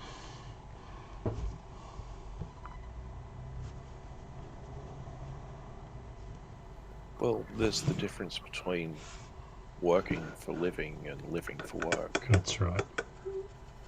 If you're working for your living and not, then I guess you've earned yourself a break. Yep. And if toy soldiers fill that, then you know. Well, this is I've told another friend of mine a number of times that this stuff is soul food. This feeds my soul. It feeds my dreams. Okay, then it's essential. Yeah. It's essential. So nothing ever. Coffee. Nothing coffee about that at all.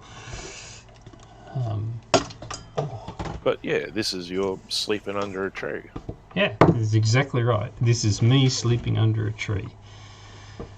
And I'd quite happily do this 10, 12 hours a day, every day. Happily. I'd be mixing it up, but then I have enough variety of things to do that it would be mixed up. Yep.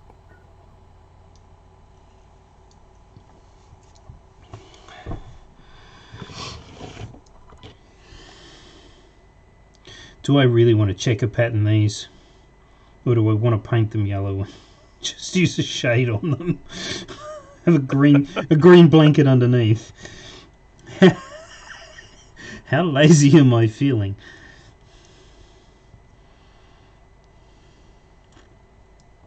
I reckon it'd do my head in, Matty. Yeah, I know it'd do mine. I think I might just do it.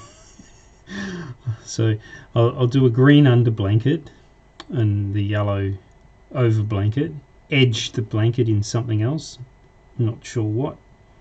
Black maybe. Paint the cow underneath. Sounds like a plan. Let's get on with it. I tell you, I know if I started painting those battle cow blankets in checkers, I'd do it diligently, and then I will screw it up, and I'll paint two adjacent squares the same. And I'm like, bring out the alcohol, strip it back to bare metal. Oh no! Bring out the alcohol and let me drink it. To tell the truth, I actually did that with the Summoner Battle Mech. I stripped it back to bare metal. Did you? Already. Yeah, right. This is the other thing about metal toys, folks. You make a mistake, you can come back from it. Some of this newfangled resin stuff and sear cast and whatever the heck they call it. If you use the wrong primer on them, you are sunk.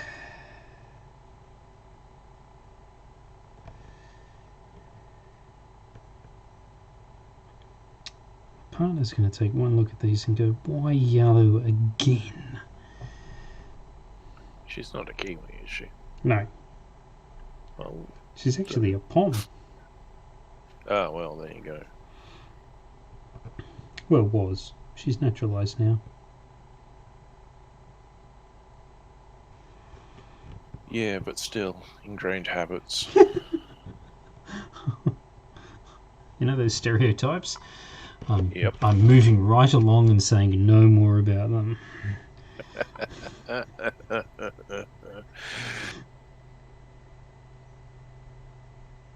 We haven't had anybody drop into the chat today, have we? No, we haven't. Nope. Scared the last one off.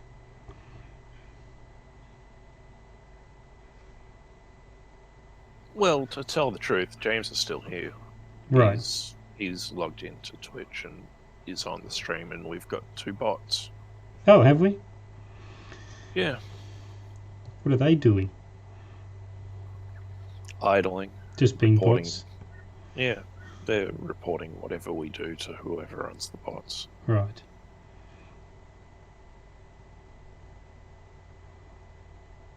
Is there a point to that? Do you think? I think they run a business off it, some sort of viewer demographic thing. Oh, okay. Could be Twitch themselves then. No, it's not. No. I mean, Twitch do it, but these ones aren't. They don't have suspiciously Ukrainian-sounding names, do they? No, they don't. Bong Bar and Nightbot. I was going to say Commander Root, but that's a different bot that's not currently active in the stream.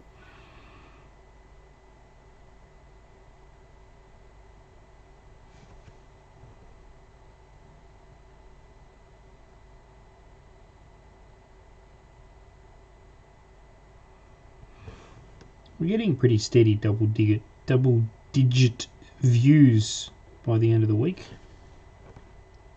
Well, I tell you, comes last Sunday morning, so 24 hours after the end of the stream, you were already in double-digit views for that one. Mm-hmm. And it didn't go any higher. That's fine. Well, there's a bit of a jump from double-digit to triple-digit. Yes, no doubt. Not sure it'll ever go there.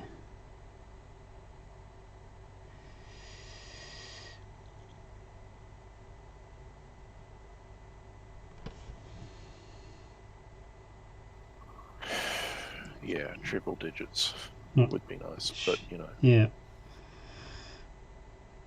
I see for your podcast, I think that's eminently doable.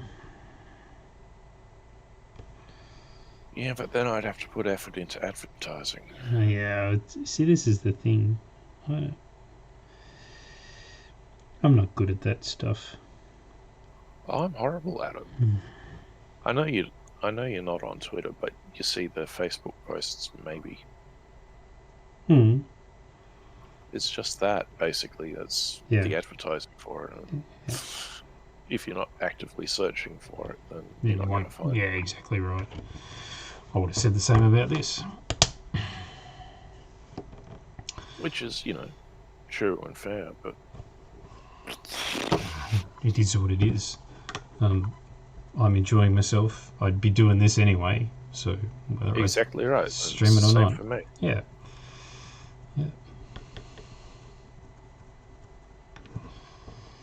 I mean, hell, the original plan was to just record the games and I'd edit them so that I can listen to them, because I wanted to listen to them over and over again because I wanted something new to listen to.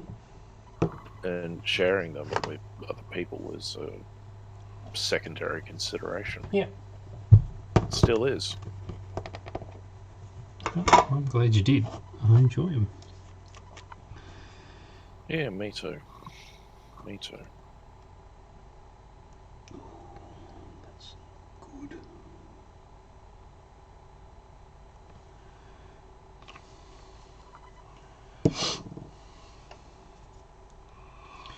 Righto. I think we'll do these cow bodies and we'll call it. Ooh. Are they cows or bulls? Are those horns attached to a helmet, or are they skull? I think they're skull horns. I think you're right. I think they're bulls. The faceplate goes and wraps around the horn.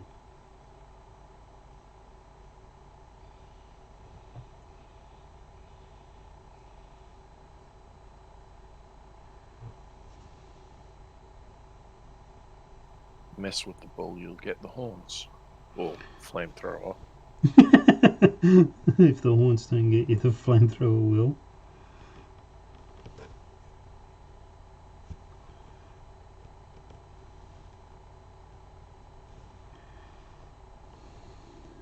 And then you get a barbecue after party after the battle.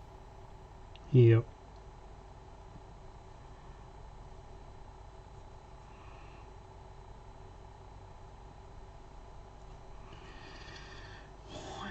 using this brush.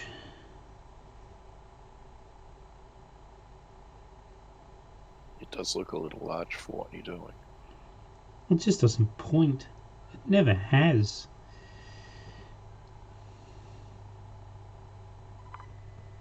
What happened to all the new ones you got the other day?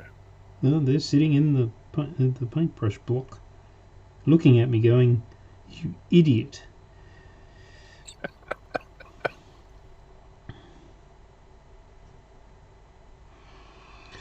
Alright, enough of that. They're living, breathing creatures. They need not be perfect, because what in nature is. You have a look at this. No, that isn't going to focus on that, is it? No. That's not exactly pointing, is it?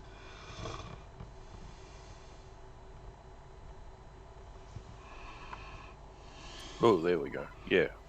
Came into focus for just a second there, and that's not a point at all.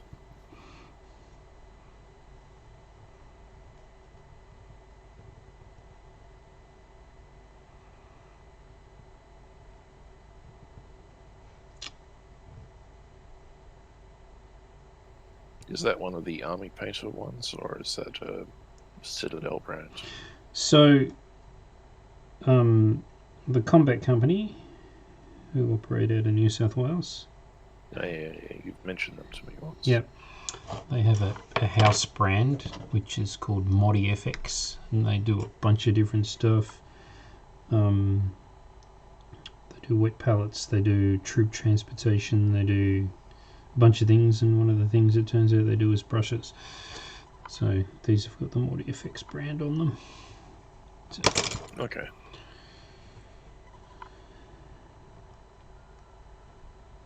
I don't know if it's Modi FX runs the Combat Company or are affiliated with it or co-owned by or whatever, but the two are linked. The Combat Company website has all the Modi FX stuff on it, so, and I have a very large number of their troop transport bags because when we moved house I needed to pack armies up, and I'm talking about painted armies, so they needed to be protected because they had to go into storage. Yeah, you can't just leave them loose in the middle of a move. Nope. And I thought I'd packed up my Romans very well, but unfortunately I didn't count on somebody taking the fragile sign Oh dear. on the side of a case and deciding that it meant that that sign needed to be upside down. So all of the metal stuff that was at the bottom, that was supposed to be safe at the bottom, became at the bottom again via gravity and did a little bit of damage on the way down. Still. You can't see my wincing face. But, oh my god. Mm-hmm.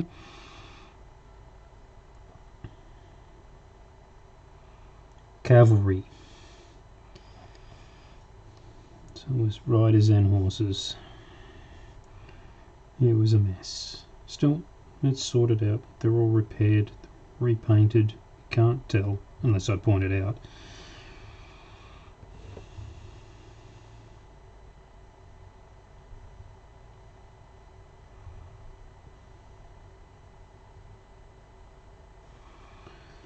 So yeah, I think I've got 7 of their army-sized bags.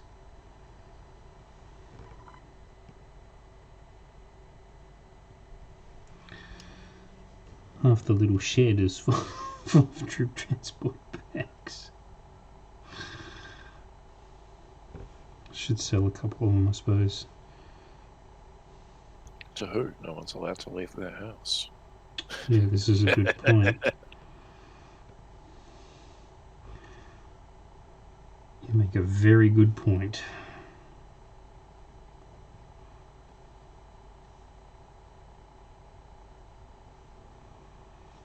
Holy cow. I just looked them up. Brand new price. Don't do that. Depressing. Oh, I'm not taking mine anyway.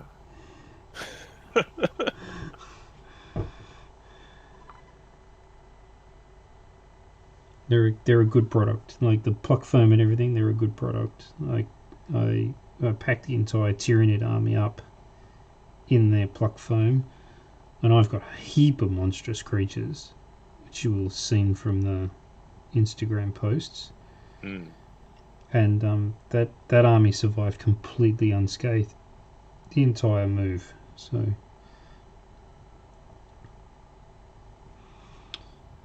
Yeah, if anything would have broken, it would have been those lictors with their extra set of upper arms. yeah, and there is a metal lictor in there too. So, but no, Is that the old one from the 90s? Because that was the No. one that I really liked. no, it isn't. It's the resculpted metal one. So Okay. I don't have the Red Terror. I wouldn't mind one, but I don't have one. When you order your third Baneblade, maybe. Yeah, maybe. Oh, I've got a...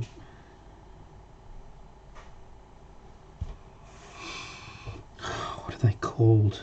Brain's gone blank. I've got Trigon. And I've made a Morlock, but I haven't painted it yet. And the Morlock is basically what the Red Terror was. It's kind of the sort of the flat, wide-jawed thing, swallow people whole type thing. Mm. That's the reason I got the Impy Guard. Tyranider lunch. So, do you ever think about doing dioramas Yes. with your... Okay. Like, aside from the train sets, you do dioramas too. Cool. Yep. Have done in the past. Haven't done for a very long time. But, yeah.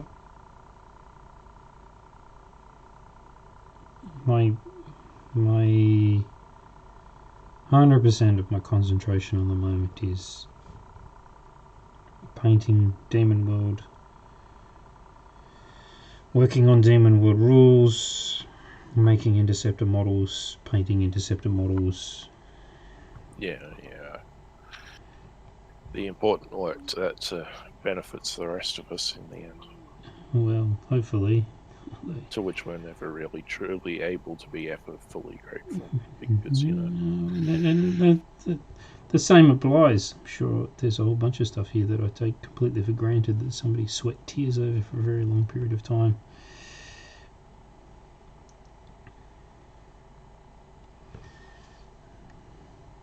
Oh, did I get the front of its face? No.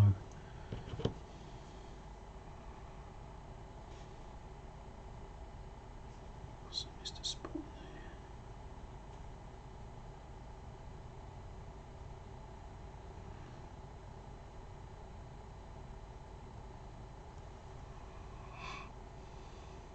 So the head shield stands out quite a bit now.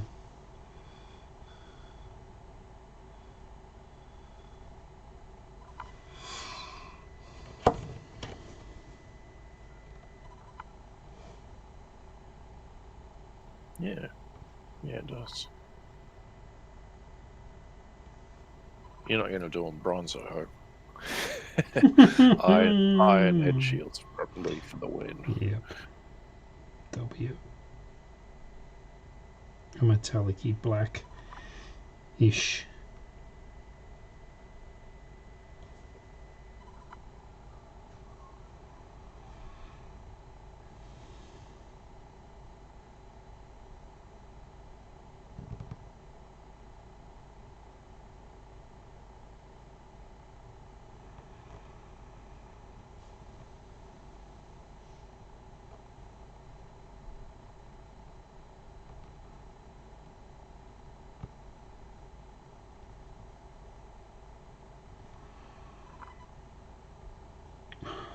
be fair, the cost of those bags, I wrote those off to moving costs.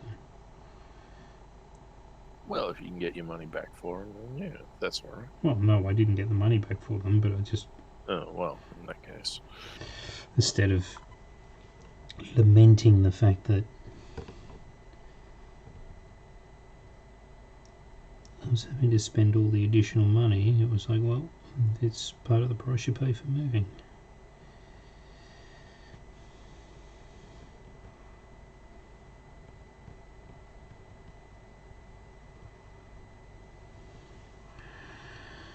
And to be honest, I think we're ahead, because it wasn't that long after we moved out that a ripper storm went through there, and I think they were without power 2.5 weeks in the old house where we lived. I do remember those storms about a year ago.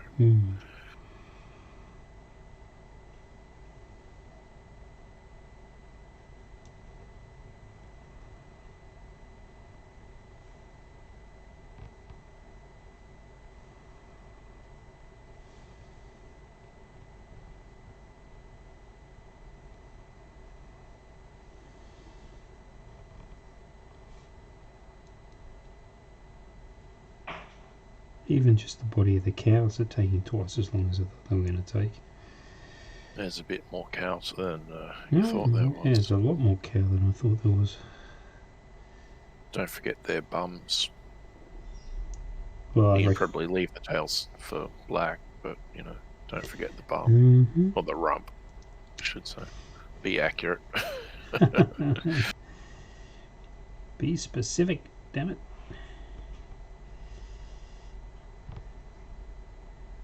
So did you figure out what time tomorrow morning? Well, that depends largely on you. 6 or 7 for Max is 8 to 9 for us. Okay. So he's central? no, he's in Florida. Oh, East Coast. East Coast. Yeah, okay.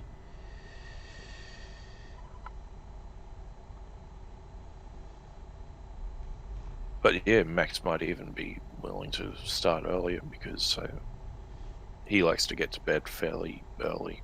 Mm-hmm. He has a very early start, as I recall. Right. And so maybe if you're feeling insomniac, Yep. wake me up.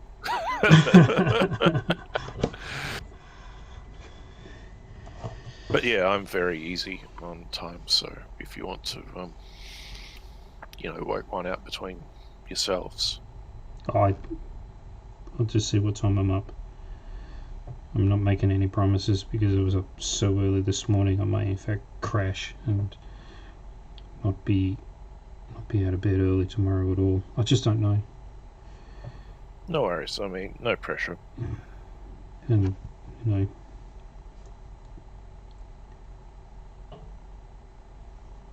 I am looking forward to it. Now we're truly talking about something that no one else will understand. Therefore, that's fine. They all lost interest an hour and a quarter ago. It's fine. I don't know. It's been an extremely interesting conversation, and yeah. And it's always good when Ross and James can drop in. Yeah. Because they're extremely interesting people with extremely interesting things to say, and I'm happy to shut up. A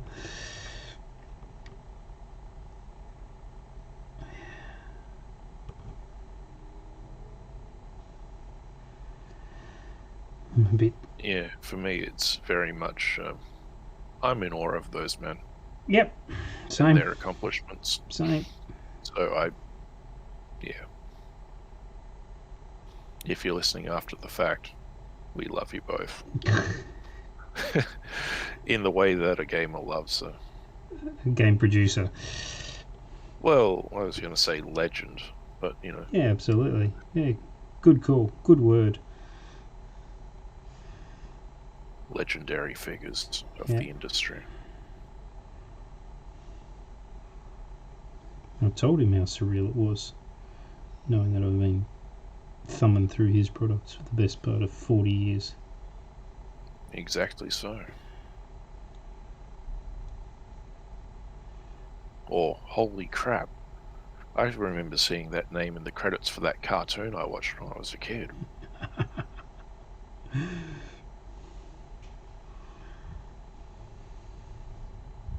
I was already in love with Battletech at that point, though, so you know. Yeah. Fait accompli. Yeah, for me it was all the Renegade Legion stuff, because he's got design credits and all of that.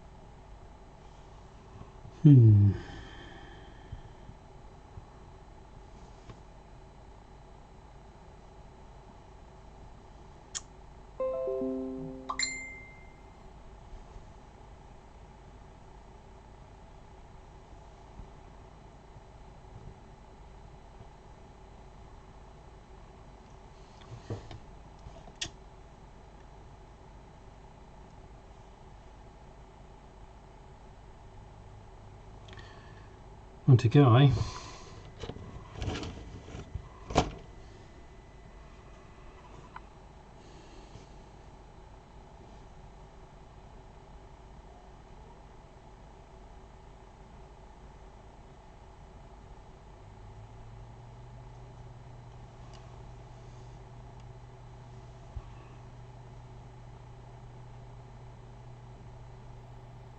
And I,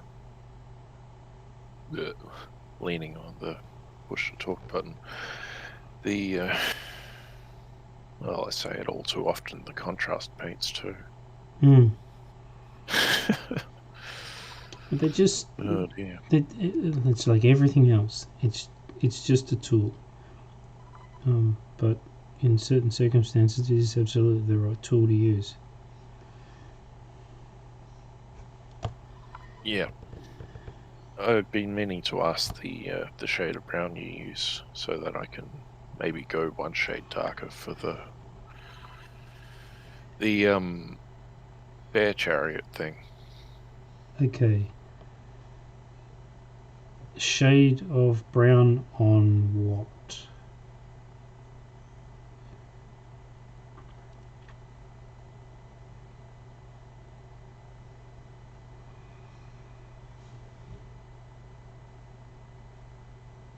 I like the light brown, but I was planning in my head a very dark timber for it with some So really dodgy metal. we're talking contrast paint, right? Yeah. So Skeleton Horde, Agros Dune, Snakebite Leather, Contrast Wildwood, Gore Grunter Fur, Dark Oath Flesh, Cygor Brown,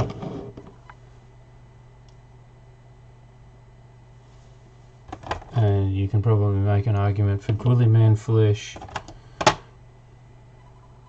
as the browns. Bloody hell, Citadel. So the dark one is the Wildwood.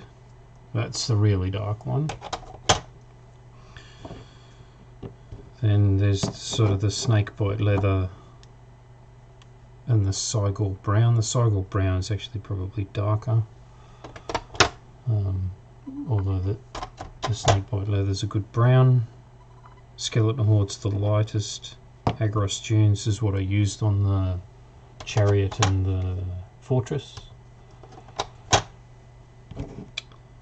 Gore-grunter fur is actually what's on that base, but that was over the top of a Grelin Earth, so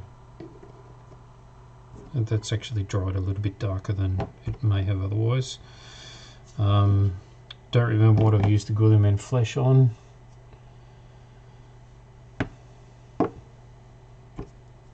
I've obviously used it, but I don't know what on. And the Dark Oath is unopened, so I can't tell you.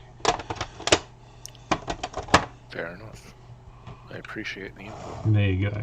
So that's the way I said which brown, because the deep brown is the Wildwood. Yep.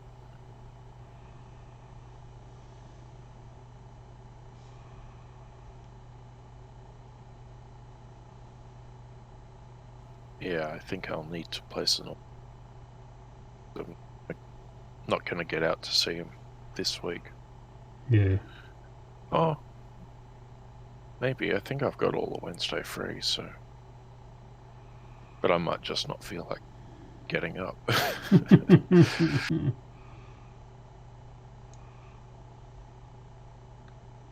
Actually, you know what? Screw it. We'll stay busy and active, and we'll go out on Wednesday and get some. And I will write a paint list of stuff that I want. And a list of stuff that I need. Need. Let's face it, they're the same list. Yeah. I'm reminded at the time my then 3-year-old, who is now in her mid-20s and engaged to be married, blah, blah, blah, blah, blah, came up to me and said, "Daddy, I need a lolly." That's an impulse I can understand even at the age that I am. Hmm. I say with a bag of coffee coke candies sitting on my desk. Mm-hmm.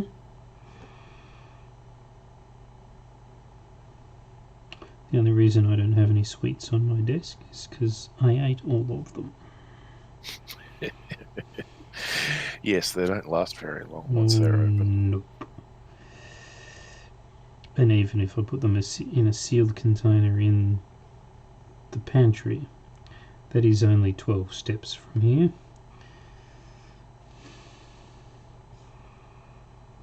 Yeah, my best place to hide them is behind me so that I'm not looking in that direction ever. Mm-hmm. As far as I'm concerned, the best place to hide them for me is at the supermarket. Just leave them there. That's all well and fine and good until they go through the wash. Hmm.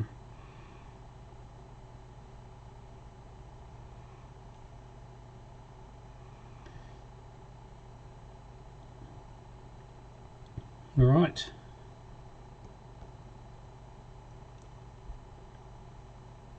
Some lovely roan battle cows. I think we are absolutely reached the level of bull that we need to reach for today.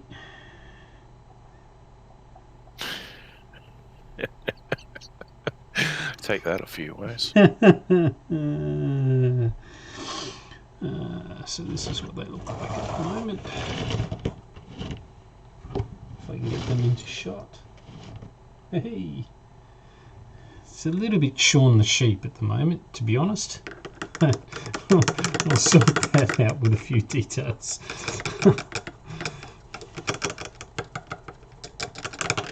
There's a good hour of painting left in those, yeah. Good hour of painting fun. There's a full day left in this whole unit. Well, yeah, you still got the rest of the tower and then the flamethrower. The flamethrower, which I've only put metal on. I haven't put the wood, wood on that or anything. So yeah, it'll be the rest of the day. And then you'll have to come up with some kind of flamey effect that'll fit in the barrel. I did drill it out. You're thinking ahead. I like that. So That's a very interesting idea. I wonder what I'm going to do with that. Food for thought. Well, as ever, thank you. Appreciate the company. It's been good fun. Has indeed. Thanks as always for sharing with us, Dan. No worries. You don't have to let us into your space like this, but we appreciate it that you do. It is so much more enjoyable when there's company, that is for sure. All right. Thanks, folks. See you next week. Cheers.